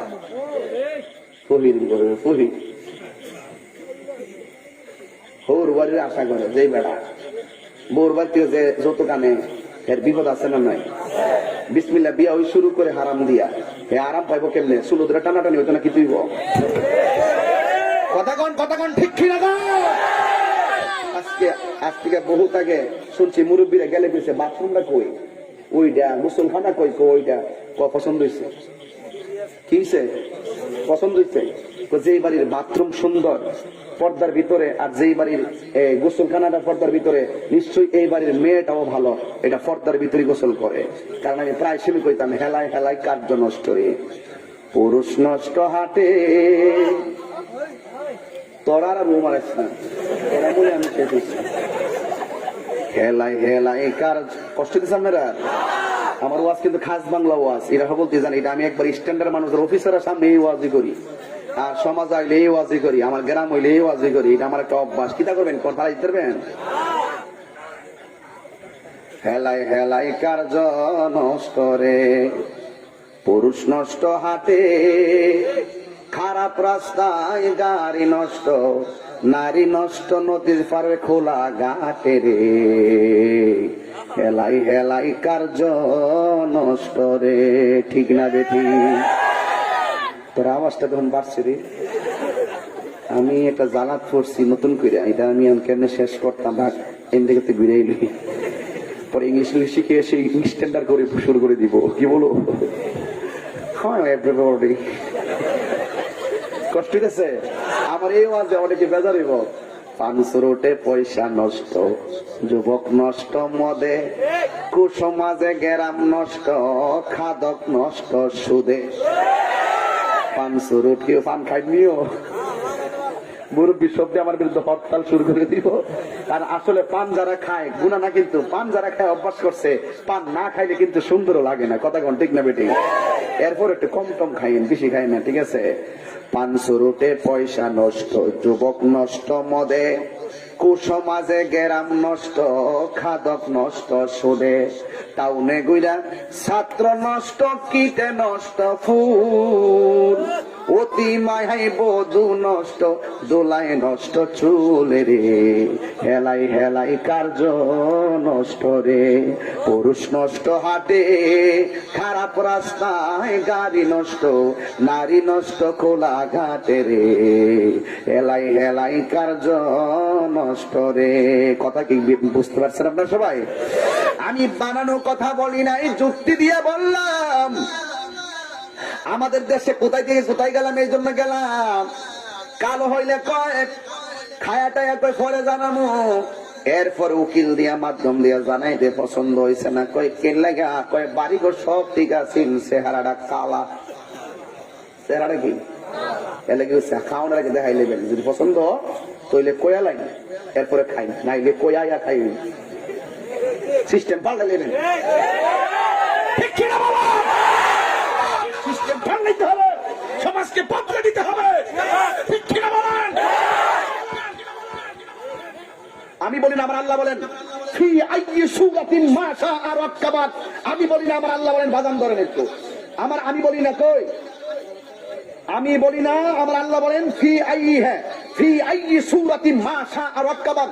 এর আগে আয়াতে বলেন আল্লাযী খালাকাকা ফাসাওয়াকা ফাআদালাক। তুমি সাদা বলো, তুমি কালো বলো, তুমি সুন্দর বলো, তুমি ফর্সা বলো, তুমি লম্বা বলো, তুমি খাটো বলো, তুমি বুবা বলো, তুমি অচল বলো, তুমি ল্যাংড়া বলো, যাই বলো না কেন, আল্লাহ বলেন আল্লাযী খালাকাকা ফাসাওয়াকা ফাআদালাক ফি আইয়ি সূরাতিন মা শাআ রাক্কাবাত।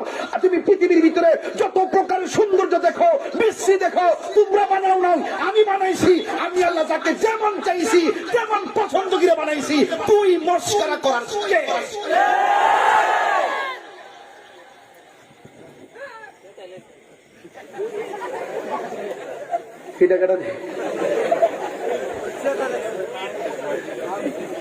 এর লেগে আমি ওয়াজ করি না। আমার কিছু উচিত কথা না করতে পারলে আমার ভিতরটা ঠান্ডা লাগে না, আমার ভাল লাগে না। এগুলো আছে না নাই? একটা ছেলে বুবা বাবা, একটা ছেলে বুবা, হ্যাঁ কথা বলতে পারে না, হ্যাঁ তুললে হ্যাঁ বাপ মারে বকা দে। এই সন্তানটা কি তুমি বানাইছো? আমি বানাইছি?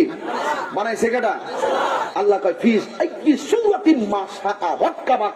আমি আল্লাহ যেমন চাইছি তার স্বরূপ করে বানাইছি। সুবহানাল্লাহ বলেন। এজন্য যারা বুবা এদের গুনাহ কিন্তু কম, যারা সরল তাদের ওয়াজ তাদের কিন্তু হিসাব কম, আর যারা গরল ওরে বাটফার এদের হিসাব হবে সবচাইতে বেশি। কথা কোন ঠিক না বেটি?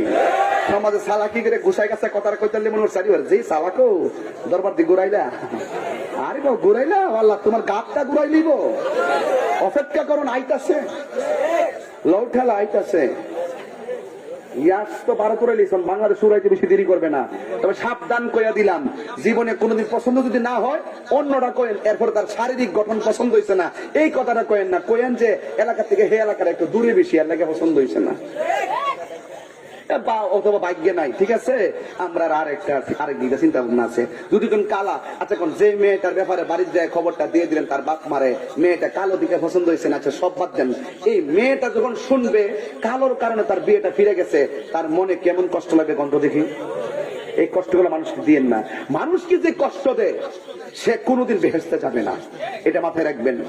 সৃষ্টিকে কখনো কষ্ট দিতে নেই। মানব সেবাটাই সবচেয়ে বড় ধর্ম। Humanity is the very important element for our life. মানবতা হলো সবচাইতে বড় ধর্ম। যার মানবতা নাই তার ঈমানই নাই। কথা কোন ঠিক কিনা কোন? আজকে মানবতা হেরে গেছে, আজকে মানবতা হারিয়ে গেছে। রোড অ্যাক্সিডেন্টে ছেলে রক্তাক্ত হয়ে কাতলাচ্ছে, আর আমার ছেলেগুলো এই মোবাইল নিয়ে সেলফি তুলতেছে। তার দরকার ছিল তাকে হিন্দু হোক মুসলিম হোক তাকে রাস্তা থেকে তুলে নিয়ে 10 জন মিলে তাকে মেডিকেল পর্যন্ত পৌঁছাইয়া দেওয়া, কিন্তু আজকে সেগুলো হারিয়ে গেছে। এই জন্য আল্লাহ বলছেন ফি আইয়ি সূরাতিন মা শাআ রাক্কাবাক, যেমনই হোক যেই অবস্থায় হোক সব কিছু বানিয়েছেন কে? এটা কি আপনাদের বিশ্বাস হয়?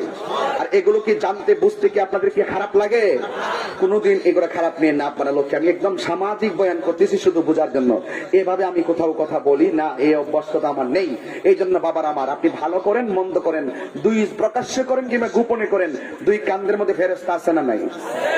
আল্লাহ বলছেন কিরামান কাতিবিনা ইয়ালামুনা মা তাফআলুন। তুমি প্রকাশ্য গুনাহ করো আর গোপনে গুনাহ করো, সব কিছু দুইজন ফেরেশতা লিখে রাখতেছেন। তিনি হলো মালাক, তিনি হলো কিরামান কাতিবিন। এই জন্য সম্মানিত দুইটা ফেরেশতা লিখে রাখতেছেন।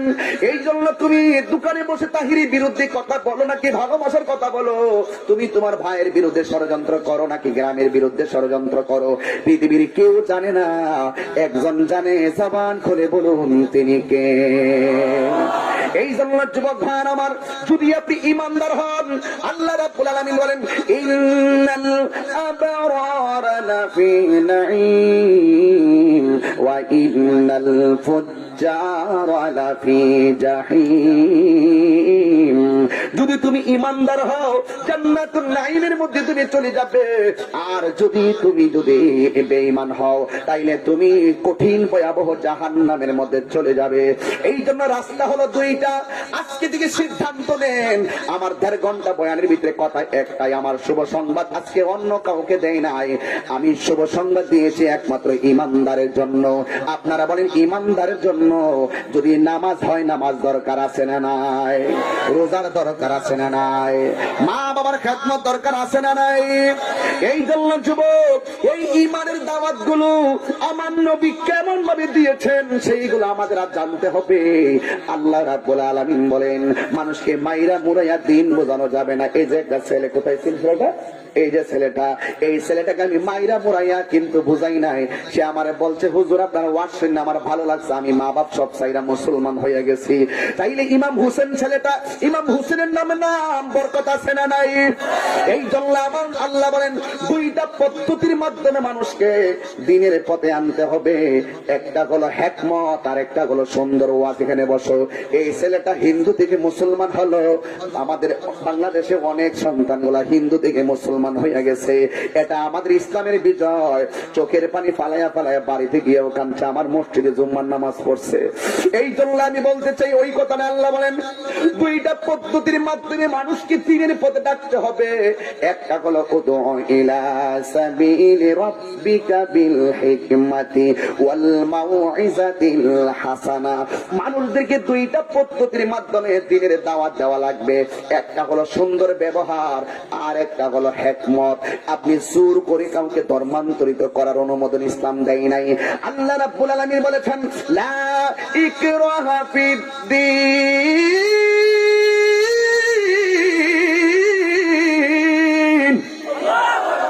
ধর্মের মধ্যে কোনো জোর জবরদস্তি। ইহুদিরা মনে করে মুসলমান সব মাইরা ফালা, আর মুসলমান ধর্ম মনে করে সব হিন্দুরে ইহুদিরে সেভ করো, রক্ষা করো। কারণ আমার ধর্ম কোনোদিন মন্দির ভেঙে মসজিদ বানায় আমার অনুমোদন দেয়। এই জন্য আমার যুবক ভাইরা দুইটা পদ্ধতির মাধ্যমে মানুষদেরকে দিনের পথে ডাকতে হবে। এই পদ্ধতিটা আমার নবী এবং নবীর সাহাবীরা এমন সুন্দর করে শিক্ষা দিয়ে গিয়েছেন। আমার নবী যখন ছিলেন একা, ওই মুহূর্তে মুহূর্তে আবু বকর, কেমন মুহূর্তের ইমানদার, যেই মুহূর্তে আল্লাহর নামটা ডাকলেই জাহান্নামের আগুন, যেই মুহূর্তে আল্লাহর নামটা ডাকলে তার মৃত্যু ছিল একমাত্র উপায়। কিন্তু এমন একটা মুহূর্তে সাহাবাদের সামনে যখন আমার নবী দ্বীনের দাওয়াতটা দিয়েছেন, ওই সাহাবারা মরণের ভয় করে না, সাথে সাথে দীনা ইনদাল্লাহিল ইসলাম, আল্লাহর কাছে একমাত্র মনোনীত ধর্ম হলো ইসলাম। সাহাবায়ে কেরামগণ নবীর কথা শুই না ইসলামটারে গ্রহণ করে ফেলাইছে। কিন্তু কোন সাহাবী মানুষের সামনে ইসলামের দাওয়াত দেওয়ার সাহস পায় নাই।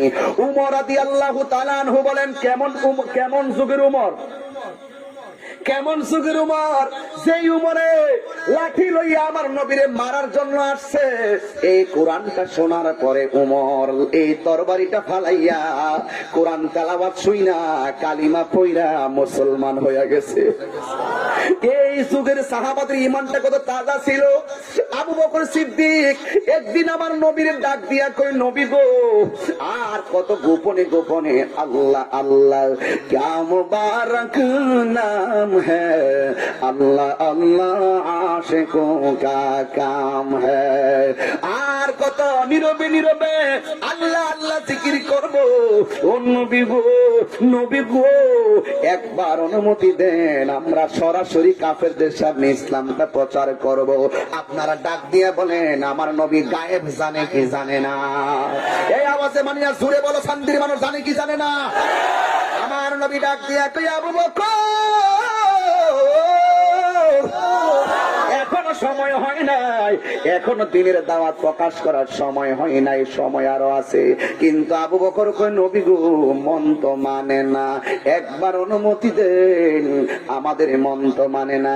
দেখবেন কিছু কিছু বাচ্চা বাবারে ডাক দেখে, আপনার মসজিদে যাবো, বাবা ডাক দিয়ে কি তোমার এখনো মসজিদে যাওয়ার বয়স হয় নাই, এরপরও কে আপা না যাবো, জুড়ে মসজিদে যায়। সাহাবারও নবীরে ডাক দিয়ে কে, নবী গো, আপনি মেহেরবানি করে আমার অনুমতি দেন, আমি যেন দিনের দাওয়াতটা প্রকাশ্যে দিয়ে মরতে পারি।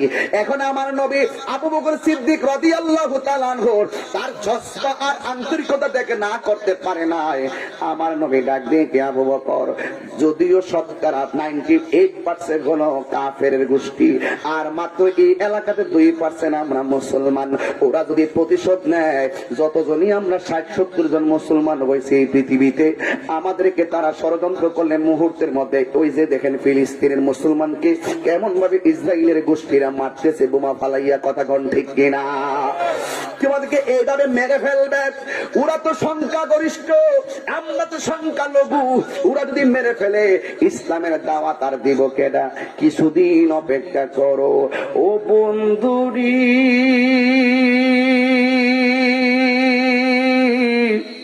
বন্ধু গো, ও চান্দির বাবারা, আখাউড়া ব্রাহ্মণ বাড়িয়ার বন্ধুরা। এবার আমার নবী আবু বকরকে কই, ঠিক আছে, তাইলে আগামী জুমার পরে আমরা সবাই মুক্তভাবে ইসলাম প্রচার করার জন্য ঘোষণা করব। আজকে মাহফিল করেছেন, এই যে হিন্দু ছেলে মুসলমান হয়েছে, ও মাহফিলে আসছে, বুক হিন্দুরা ও মাহফিলে আসে, আসে কি আসে না? ওই দিন আমি আখাউড়ার কোন জায়গায় জানি, এটা রামদানগর, ওই যে রেল লাইনের পাশে, হ্যাঁ, রূপনগর, শান্তিনগর, যেটাই হোক, ওখানে গিয়েছিলাম। আমি নিজে দেখেছি 10 থেকে 12 জন হিন্দু আমার সঙ্গে হাত মিলায় মুসাফা করতেছে। আবার গেলাম ওই দিন কসবা দুরুই, রমজানের আগে, এই রমজানের 4-5 দিন আগে যাওয়ার পরে ওখানে 20-25 জন আমার ঘরে দেখা করতে গেছে। এরা দেখা করতে গেছে, এরা কেন যে দেখা করতেছে আমি বুঝি না। ওরা দেখা করতে গেছে, আমি খুব আদর করছি, কারণ বিধর্মীদের সঙ্গে ভালো ব্যবহার করতে হবে, কথা কোন ঠিক কিনা কোন? আর এটাই হলো ইসলাম, এটাই কি ইসলাম, এদের সঙ্গে কোনো খারাপ ব্যবহার করা যাবে না। এখন এই কয়েকজন মুসলমান ঘোষণা করবে, এমনি তো কাফেররা আমার নবীর এমপি, ওরা বলে যে আমাদের বাপ দাদা ধর্মের উপরে মুহাম্মদ সাল্লাল্লাহু আলাইহি ওয়াসাল্লাম চুলকানি মারতেছে, তাকে ধ্বংস করে দেওয়ার দরকার, নাউজুবিল্লাহ বলেন না। এরপর আমার নবীজিকে রক্ষা করার মালিক কে? এবার মুসলমানরা গেল, যাওয়ার পরে মসজিদে যাওয়ার পরে একটা এলান হয়েছে যে আজকে আমরা একটা মিটিং আছে, ওপেন ইসলামের দাওয়াত দেওয়ার ডিক্লারেশন করা হবে। সব ইহুদিরা চতুর্দিক দিয়া তাকে এমন ভাবে বের দিছে, মনে হয় বাঁচার কোন উপায় নাই।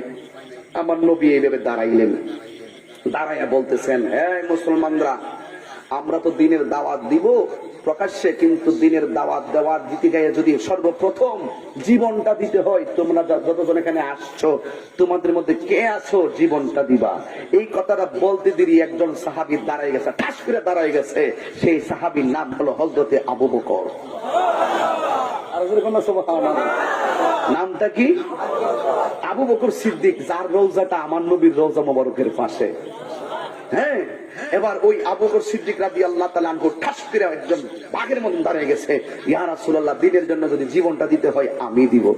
যেই মাত্র আবু বকর সিদ্দিক রাদিয়াল্লাহু তাআলা আনহু দাঁড়িয়ে গেছে, ওই মুহূর্তেই কাফেররা বলতেছে, কি হে তুমি সে বাইরে গেছে গা, এর কারণেই তো আজকে মিটিংটা হইছে, এরে ফালাইয়া দে। হুট করে ওরা আগের থেকে পাথর নিয়ে রাখছে, এমন ভাবে পাথর দিয়ে ডিল মারা শুরু করছে, আবু বকর সিদ্দিক রাদিয়াল্লাহু তাআলা আনহুকে একদম মাটির সঙ্গে তারা শোয়াইয়া দিছে। আর অন্যান্য সাহাবারা আমার নবীকে ধরে বাড়িতে নিয়ে গেছেন। সিদ্দিক আকবর এমন ভাবে রক্তাক্ত হয়েছেন, কাফেররা মনে করছে সিদ্দিক আকবর মনে হয় তিনি মারাই গেছেন, তারা চলে গেছে। কিন্তু কিছু কিছু লোক তাকে ধরাধরি করে বাড়িতে নিয়ে গেছেন।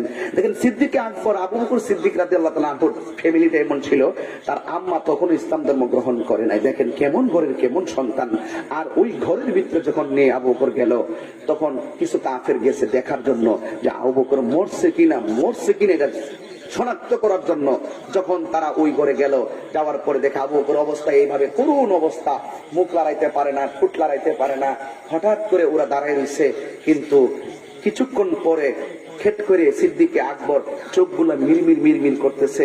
তখন তার মা তার কানের মধ্যে গিয়ে, খুব হৃদয় বিদারক কথা শুনেন, তার মা কানের মধ্যে মুখটা লাগায় বলতেছেন, আবু বকর, ও আবু বকর, তুমি কেমন আছো? তোমার শরীরটা এখন কেমন লাগে? আর ওই কাফের গুলো যেগুলো আসছিল দেখার জন্য, মরছে কিনা, এরা কোষ ভালো করে দিতে পারলাম না, হেজে যেতে হয়ে গেছে গা। এইভাবে যখন বলতেছে, আপনারা কম তো হায়াতের মালিককে, আরো বড় করে বলে হায়াতের মালিককে আল্লাহ। এবার যখন মুখ লড়াইতেছে, এবার কাফেররা চলে গেছে। হুট করে মা বলতেছে, এটি কেনা কথা কো, আধা ঘন্টা ধরে এরা কথা হইতেছে, মানুষ কোন সমাজে কোন গুণালয়ের খবর আল্লাহ জানে। একটা মাহফিল কি প্রতিদিন হইব? আজকে মোবাইল বন্ধ থাকলে কি দিব? আওয়াজ না শুনবেন, পুরস্কারটা বুকে নিয়ে আওয়াজ করতেছি। একটু পরে দেখেন আমি কোথায় যাচ্ছি। প্রত্যেকটা কথা আমার জীবনের সাথে জড়িত, আপনার জীবনের সাথে জড়িত। আপনার অনুপ্রেরণার জন্য বলছি। বাস্তব ঘটনা বহুত বলতে পারি, কিন্তু চেতনার দরকার আছে। ঘটনা বহুত হয়েছে, এবার দরকার চেতনা। কথা বলেন ঠিক না বেঠিক?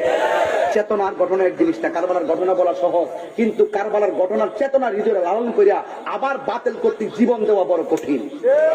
ঠিক কিনা বলেন?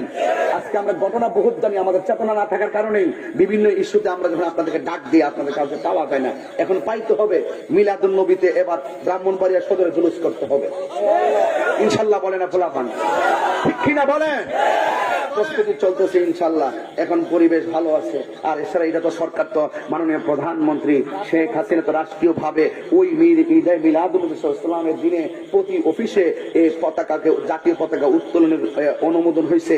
এই জন্য রাষ্ট্রীয় ভাবে যদি স্বীকৃতি পাইছি, এখন তারা আমাদের কোনো বাধ্যবাধকতার কোনো প্রয়োজন নেই। তাহলে ইনশাল্লাহ আমরা এবার খন্ড খন্ড কোনো জুলুস করব না।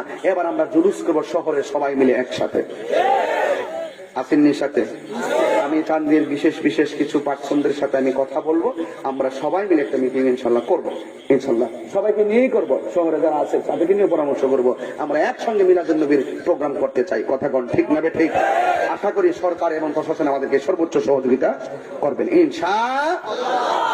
যাক, গেলাম নয় দিকে, আরো কথা আছে, সব বললাম না, সব বলা ঠিক না। এরপর আসেন সিদ্দিকে আকবরকে তার আম্মা জিজ্ঞেস করে, বাবা তুমি এখন কেমন আছো? সিদ্দিকে আকবরের ঠোঁটটা লড়াই বলতেছে, মা গো, ও মা, তুমি আমার বলতেছো আমি কেমন আছি? আমি তোমার কাছে জানতাম চাই আমার নবী কেমন আছে। আচ্ছা বলেন, এই ওয়াজ দিয়া আর টাকা দিয়া কি এই কথাটার ওজন দেওয়া যাবে? এই কথাটা কি ওজন দেওয়া যাবে ভাই? এই জন্য দেখেন আমার নবী কেমন আছে। আচ্ছা ঠিক আছে, তুমি খবর করে নিও, তবে তুমি একটু পানি খাও, তোমার গলাটা হয়তো শুকাই গেছে, নাও একটু হা করো, আমি তোমার মুখে পানিটা ঢেলে দিই। তখন আবু বকর সিদ্দিক মিরমিরকে রক্তাক্ত অবস্থা, এই দুইটা পাথরে আমাদের রক্ত, দাড়িগুলো মোবারক গুলো রক্ততে থেতলাই গেছে, চেহারা থেতলাই গেছে, মাথা ফেটে গেছে। এরপরে মা যখন বলছে বাবারে তুমি একটু পানিটা খায়া নাও, এবার সন্তান ডাক দেখে আম্মা তুমি কেমন করে ভাবলা যে মোস্তফার চেহারা না দেখে আমি কিছু খাবো? জন্ম আমার নবীর যুগে, কষ্ট নিয়েন না, কিন্তু কষ্ট নিয়েন না। জন্ম আমার নবীর যুগে, দুনয়নে রাসূল পাক, দুনয়নে রাসূল পাক দেখিলে কেমন হতো। জন্ম আমার নবীর যুগে।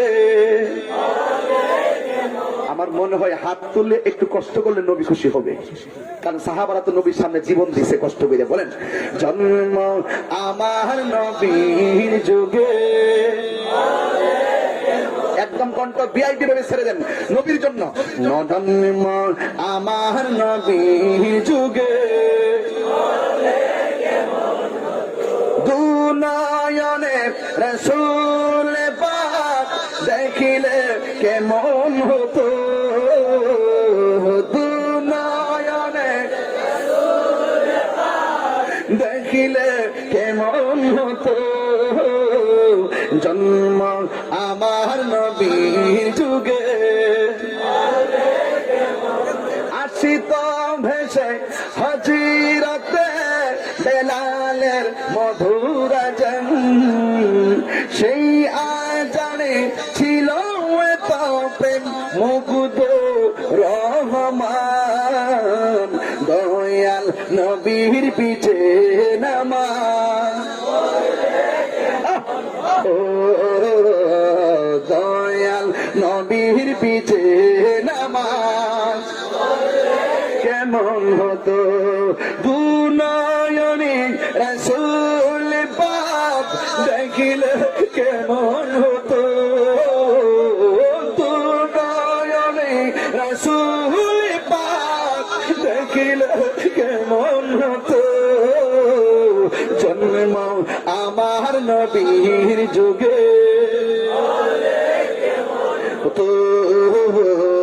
জন্ম আমার নবীর যুগে, আসিত ভেসে হজিরতে বিলালের মধুর আজান, সেই আজানে ছিল এত প্রেম মুগ্ধ রহমান। দয়াল নবীর পিছে নামাজ পড়লে কেমন হতো না। দয়াল নবীর পিছে নামাজ, ও দুনয়নে রাসূল পাক দেখিলে কেমন হতো। দুনয়নে রাসূল পাক জন্ম আমার নবীর যুগে,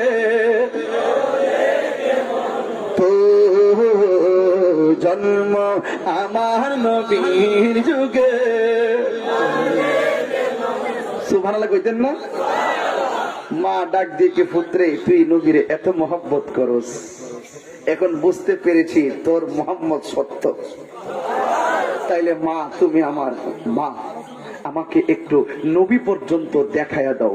এবার মা ডাক দিকে পুত্রে, চতুর্দিকেই তো ইহুদিরা খ্রিস্টানরা কাফেররা দাঁড়ায় রয়েছে, তোরে যদি এই মুহূর্তে অসুস্থ শরীর নিয়ে যদি আমি যাই তাহলে তো ওরা আবার দেখলে আবার মারবে।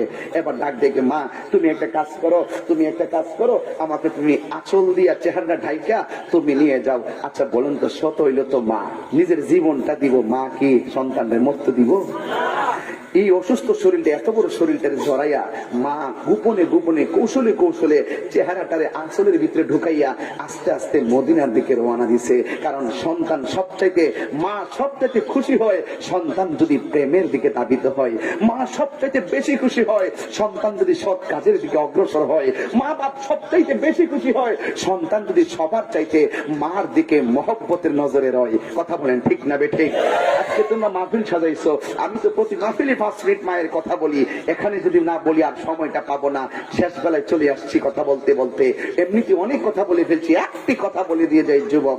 আজকে এইবারও তো আমি ঈদগার মাঠে গিয়েছি। মাঠে যাওয়ার আগের দিন আপনারা খবরটা মনে পাইছেন, মুরব্বী পাইতে পারেন, যেহেতু চাপুরি অনেকের সাথে চলাফেরা আছে, আপনাদের আত্মীয় স্বজন আছে।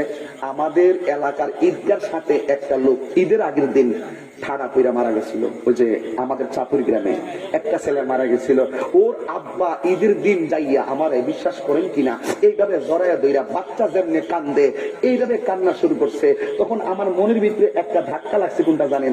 যদি তার বাবা যদি এইভাবে মারা যেত, আমার মনে হয় না যে সন্তানটা আমাকে এইভাবে দইরা কাঁদতো। কিন্তু পৃথিবীতে প্রত্যেকটা বাবা, প্রত্যেকটা মা সন্তানের বিরহে পাগলের মতন দিল থেকে কান্দে। এটা কি সঠিক বলতেছি আমি? এই জন্য ওই বাবার চোখের পানিটা আমার এখনো চোখে বাসে। প্রতি ঈদগাই আব্বারে সালাম করে ঈদে যেতাম, আবার এসে সালাম করতাম। এবার ঈদে তো আমার আব্বাকে সালাম করতে আমি পারি নাই। এটা আমার ভিতরে খবরটা আমি জানি। বহুত প্রবাসীরা আমার আজকে ঘরের ভিতরে দইরা গেছে, হুজুর একটু মা বাপের কথা কইেন। আরে মা বাপের কথা বললে তুই যদি তুমি যদি না মানো, আজকে যুবকদেরকে বলে যাই, একটা কথা পায়ে দিয়ে বলে যাই, জীবনে যদি কোনোদিন যদি জিরো থেকে হিরো হইতে চাও, জীবনে দুইটা মানুষকে কখনো চোখের পানি ফেলে কাঁদাবে না। আল্লাহর কসম, আল্লাহর কসম, আল্লাহর কসম। এই যে হাবের সাহেব, এই যে হুজুর আছেন এখানে, কোরআন শরীফে ওয়াকাদা রাব্বুকা আল্লাহ তা'বুদু ইল্লা ইয়া, এই কথাটা যারা পড়ে নামাজের ভিতরে এরা চোখের পানি ফালাইয়া কান্দে। এই কথাটার হাকিকত যারা জানে তারা মা হারালে পাগলের মতো হয়ে যায়। এদের হাকিকত যারা জানে তারা মা ছাড়া কিচ্ছু বুঝে না। আল্লাহ বলছেন তোমরা আমার ইবাদত করো, এরপরে কইছে তোমরা মা বাবার খেদমত করো। তাহলে কত বড় দামি হলো মা বাপ, যাদের কথা আল্লাহর ইবাদতের পরে আল্লাহ কোরআনের মতন জায়গায় আল্লাহ পাক উল্লেখ করে দিয়েছেন। আবার এই কোরআনই বলছেন এই পৃথিবীতে সবাই কষ্ট করে, একটা মানুষ সবচেয়ে বেশি করে। ব্যাখ্যা করার সুযোগ না, ডাইরেক্ট করে দিছে ওয়াহনান আলা ওয়াহনিন। এই পৃথিবীতে একটা মানুষ সবচাইতে বেশি ধাপে ধাপে কষ্টের পর কষ্ট স্বীকার করে, সেই মানুষটার নাম হলো তোর মা। নাম কি? এই গুরুস্থানটা কি আছে এখানে? প্রতি জুম্মার পরে বাপ মার কবরটা জিয়ারত কইরো। আমি তাহির যাই। আমি যখন আমার আব্বার কবরে শোয়াইছিলাম, আমার আব্বার বুকের মধ্যে আমি মরাই দিছিলাম, দাঁড়িয়ে মাথায় দিছিলাম। এখন আমার মানে হাতের মধ্যে আমার কাছে এখনো মনে হয় যেন এখনো তরতাজা হইয়া কবরটা শুয়ে রয়েছে। শুধু তাই নয়, আমার আব্বারে কাপড়ের কাপড় দিয়া ঢাকনার পরে অতিরিক্ত একটা কাপড় ছিল, একটা ফতুয়া হবে অথবা 5-7টা টুপি হবে। এই কাপড়টা এখন আমার ডয়ারের ভিতরে। আজকে আমি ডয়ারে হাত দিয়ে কাপড়টা হাতাইছি। বাপটা এই কাপড়টা দিয়ে কবর শুয়ে দিছে, অতিরিক্ত কাপড়টা আমার হাতে আমি দেখতেছি, কিন্তু বাপের কাপড়ের কাপড়টা আমি আর দেখতেছি না। এই জিনিসটা যখন প্রতিদিন আমি দেখি, আমি কাপড়টাতে ধইরা যাই, মনে হয় যেন আমি আব্বারে সালাম করে গেছি।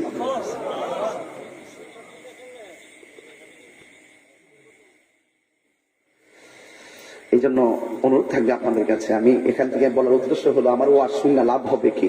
বাড়িতে গিয়ে যদি মারেন, ধমকটা মারেন। বহুত মানুষ এখন আছে বাড়িতে যাওয়ার পরে আর মারে ডাক দিয়ে ভাত খাই এই কথা বলতে পারতো না। বহুত পোলাপান বাইক গেলা গত রাত্রি তো মারে কিন্তু আম্মা চাইলে ভাত খামো, কই থেকে গরম করতো আর কেমনে কেমনে গরম করে দিত, কেমনে তৈরি করে দিত, সেটা মা বুঝছে, সেটা আমরা বুঝি নাই। আজকে সেই মা কবরে আছে। এই কবরটা থেকে আজকে ওই সন্তানের দিকে মা বাপ তাকাই আছে। আমার সন্তান নিয়ে আজকে চান্দি গ্রামে আমার জন্য দোয়া করে, আমার সন্তান নিয়ে আমার জন্য দোয়া করে, আমার স্বামী নিয়ে আমি স্ত্রীর জন্য দোয়া করে, আমার মা বাপ নিয়ে আমি সন্তানের জন্য দোয়া করে। আজকে কবর থেকে ওরা তাকাই দিছে। আওয়াজ করে বলো, কবরবাসীরা কি এতিম না? এদের কাছে কি টাকা পাঠাইলে এরা কবর সুখ হবে? এরা কবরে ডুববে শুধু দোয়া। কি ডুববে? দোয়া। মানুষ মারা যাওয়ার পরে সব আমলের গাঁটটি দরজা বন্ধ। 3 প্রকারের দোয়া কবর যাইতে থাকে অটোমেটিক, ফ্লেক্সির মতন। একটা হলো নেক সন্তান যখন বাপ মার জন্য দোয়া করে। কথা বলেন না কেন? এই জন্য এই মা বাপরে কি আমরা কষ্ট দিব? মা বাপরে কি কষ্ট দিব? পায়ে হাত রেখা বলি, ওই মা বাপরে কখনো কষ্ট দিয়েন না।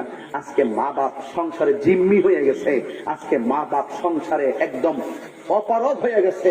সারা জীবন যেই মা বাপ বাজার করে না খাওয়াইছে, তোমার বিয়ার পরে কৌ বাজার করতে পারে না, মার কাছ থেকে বাপের কাছ থেকে কাটিটা কাইরা লইয়া যাও গা, এটার নাম কোন জীবন না। একদিন মনে রাখো, মান হাফারা হুপিরা, কবর করলে, কবর অপরের জন্য কবর করলে নিজে কবরে ফিরে মরতে হবে। তুমি যদি তোমার শ্বশুর শাশুড়ির সাথে ভালো ব্যবহার করো, একদিন তোমার সন্তানের পরিবার তোমার সঙ্গে ভালো ব্যবহার করবে। কথা কোন ঠিক না ঠিক? আর তুমি যদি মনে করো যে এখন তোমার শক্তি আছে, একদিন তোমার সেই শক্তি থাকবে না। কারণ যেই দুঃখিনী মা,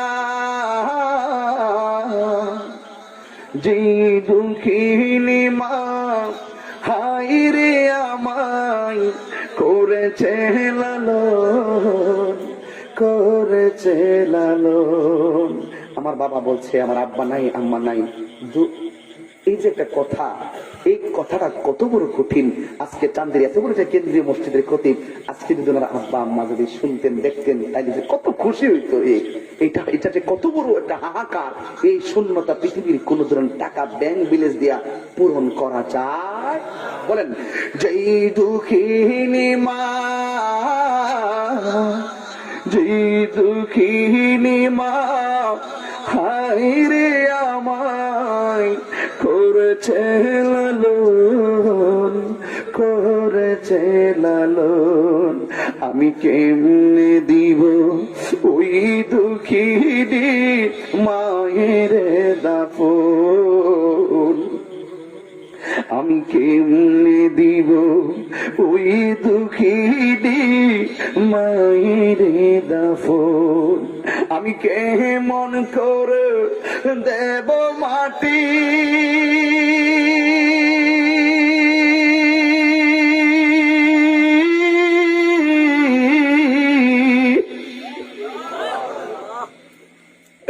আমি কেমন করে দেব মাটি তোমার রিকবরি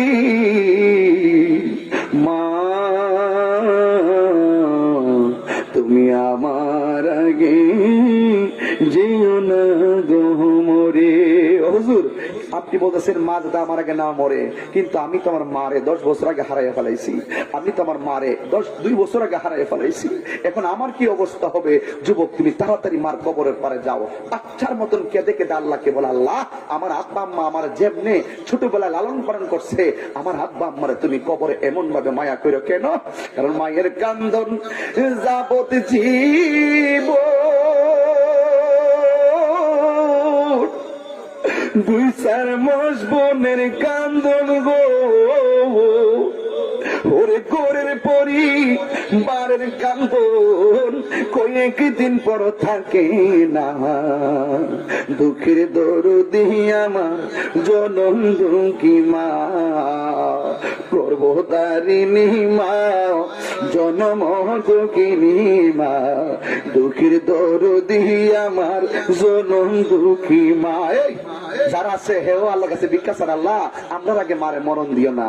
আরে কত না মারাত পোহানো বিজলো গুয়ে মতে, আমার সুকন্যায় রাখিয়া মাইতাকে বিজাতে, কত না মারাত পোহালো বিজলো গুয়ে মতে, আমার সুকন্যায় রাখিয়া মাইতাকে বিজাতে। ওরে এই তাহিরি ভেবে বলি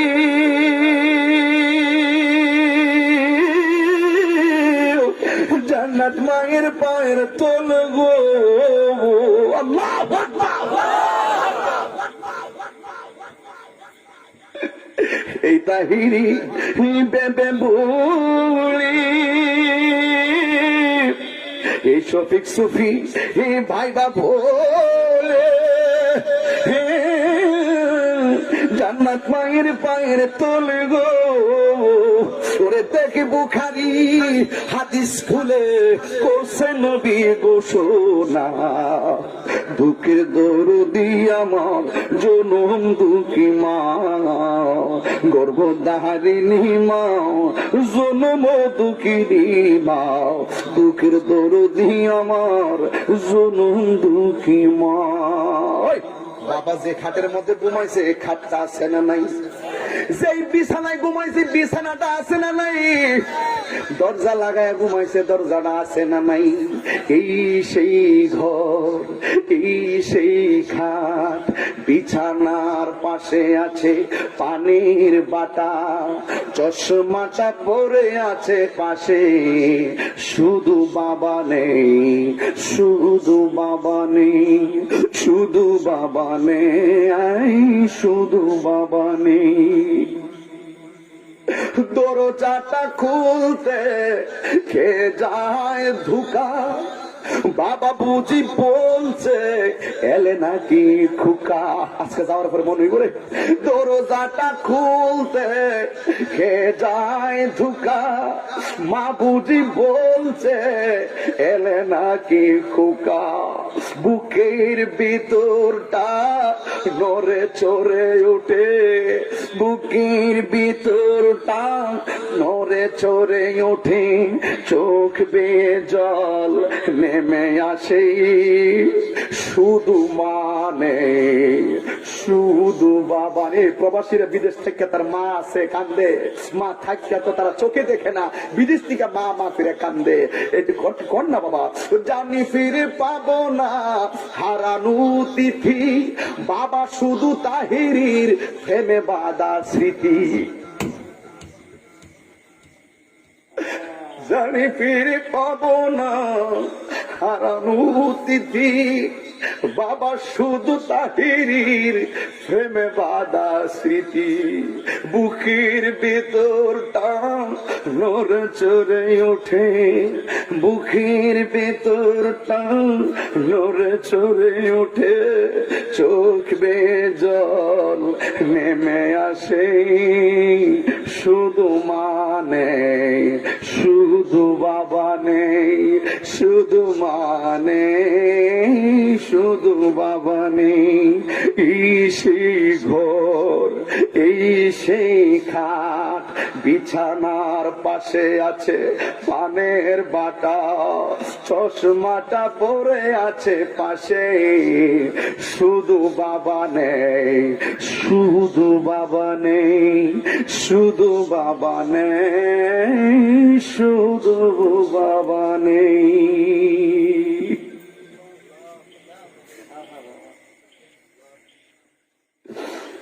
এই বাপটাকে কষ্ট দেওয়া যাবে না, এই মাটাকে কষ্ট দেওয়া যাবে না। আমি তাহিরে যদি প্রতিটা মাহফিলে এগুলো আমার হৃদয় থেকে বলি, কারণ আমার বাড়িতে খবর নিয়ে দেখবেন আমি এই বাড়িতে থাকার মূল কারণ এখানে আমার বাপ মা আছে।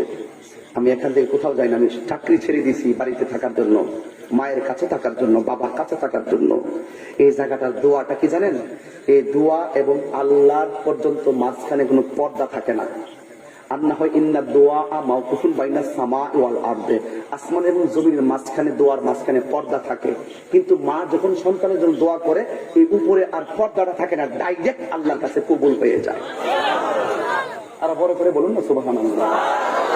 তাইলে ওই মার কাছে কি, মাকে ভালোবাসতে কি কোনো টাকা লাগে? এই খানায় কাবায় যান 3.5 লাখ টাকা লাগবে। আমার নবী বলেন মার চেহারার দিকে যদি একবার নেক নজরে তাকায় তার আমল নামায় কবুল হজের সওয়াব হয়ে যায়। তাহলে কি আছে মার মাঝে? ওই আমার নবী বলতো, কি বলতো? বাবাকে তোমরা কাবা জানিও, মদিনা জানিও, মাকে যদি গো তারা বেঁচে থাকে। ওই আমি সেবি নাই, সেবিতে পারি নাই, ওই আমি সেবি নাই, সেবিতে পারি নাই, সেবিও আমার উম্মত, সেবিও আমার উম্মত, সেবিও আমার উম্মত। বাবার মুখেতে খারাপ লাগতেছে আপনাদের কাছে? আমি শুরুতে এত গজল বলি নাই যে আমি মা কিনে কিছু সঙ্গীত গামো, এই জন্য আমি একসাথে রেখে দিছি। বাবার মুখেতে, মায়ের মুখেতে, বাবা কর না, বাবার মুখেতে, মায়ের মুখ, 3 বার কর, বাবার মুখেতে, মুখেতে, বাবার মুখেতে, মায়ের মুখেতে যে তুলে দিবে গো খানা তাতে খুশি রাব্বানা। সুবহানাল্লাহ। কে খুশি, কে খুশি?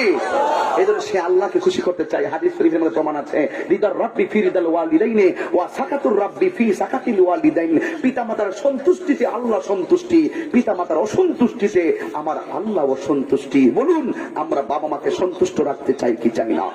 কারা কারা আমার সঙ্গে একমত হাত তুলুন। নারে তাকবীর, নারে রিসালাত, নারে গাউসিয়া, আহলুস সুন্নাত ওয়াল জামাত।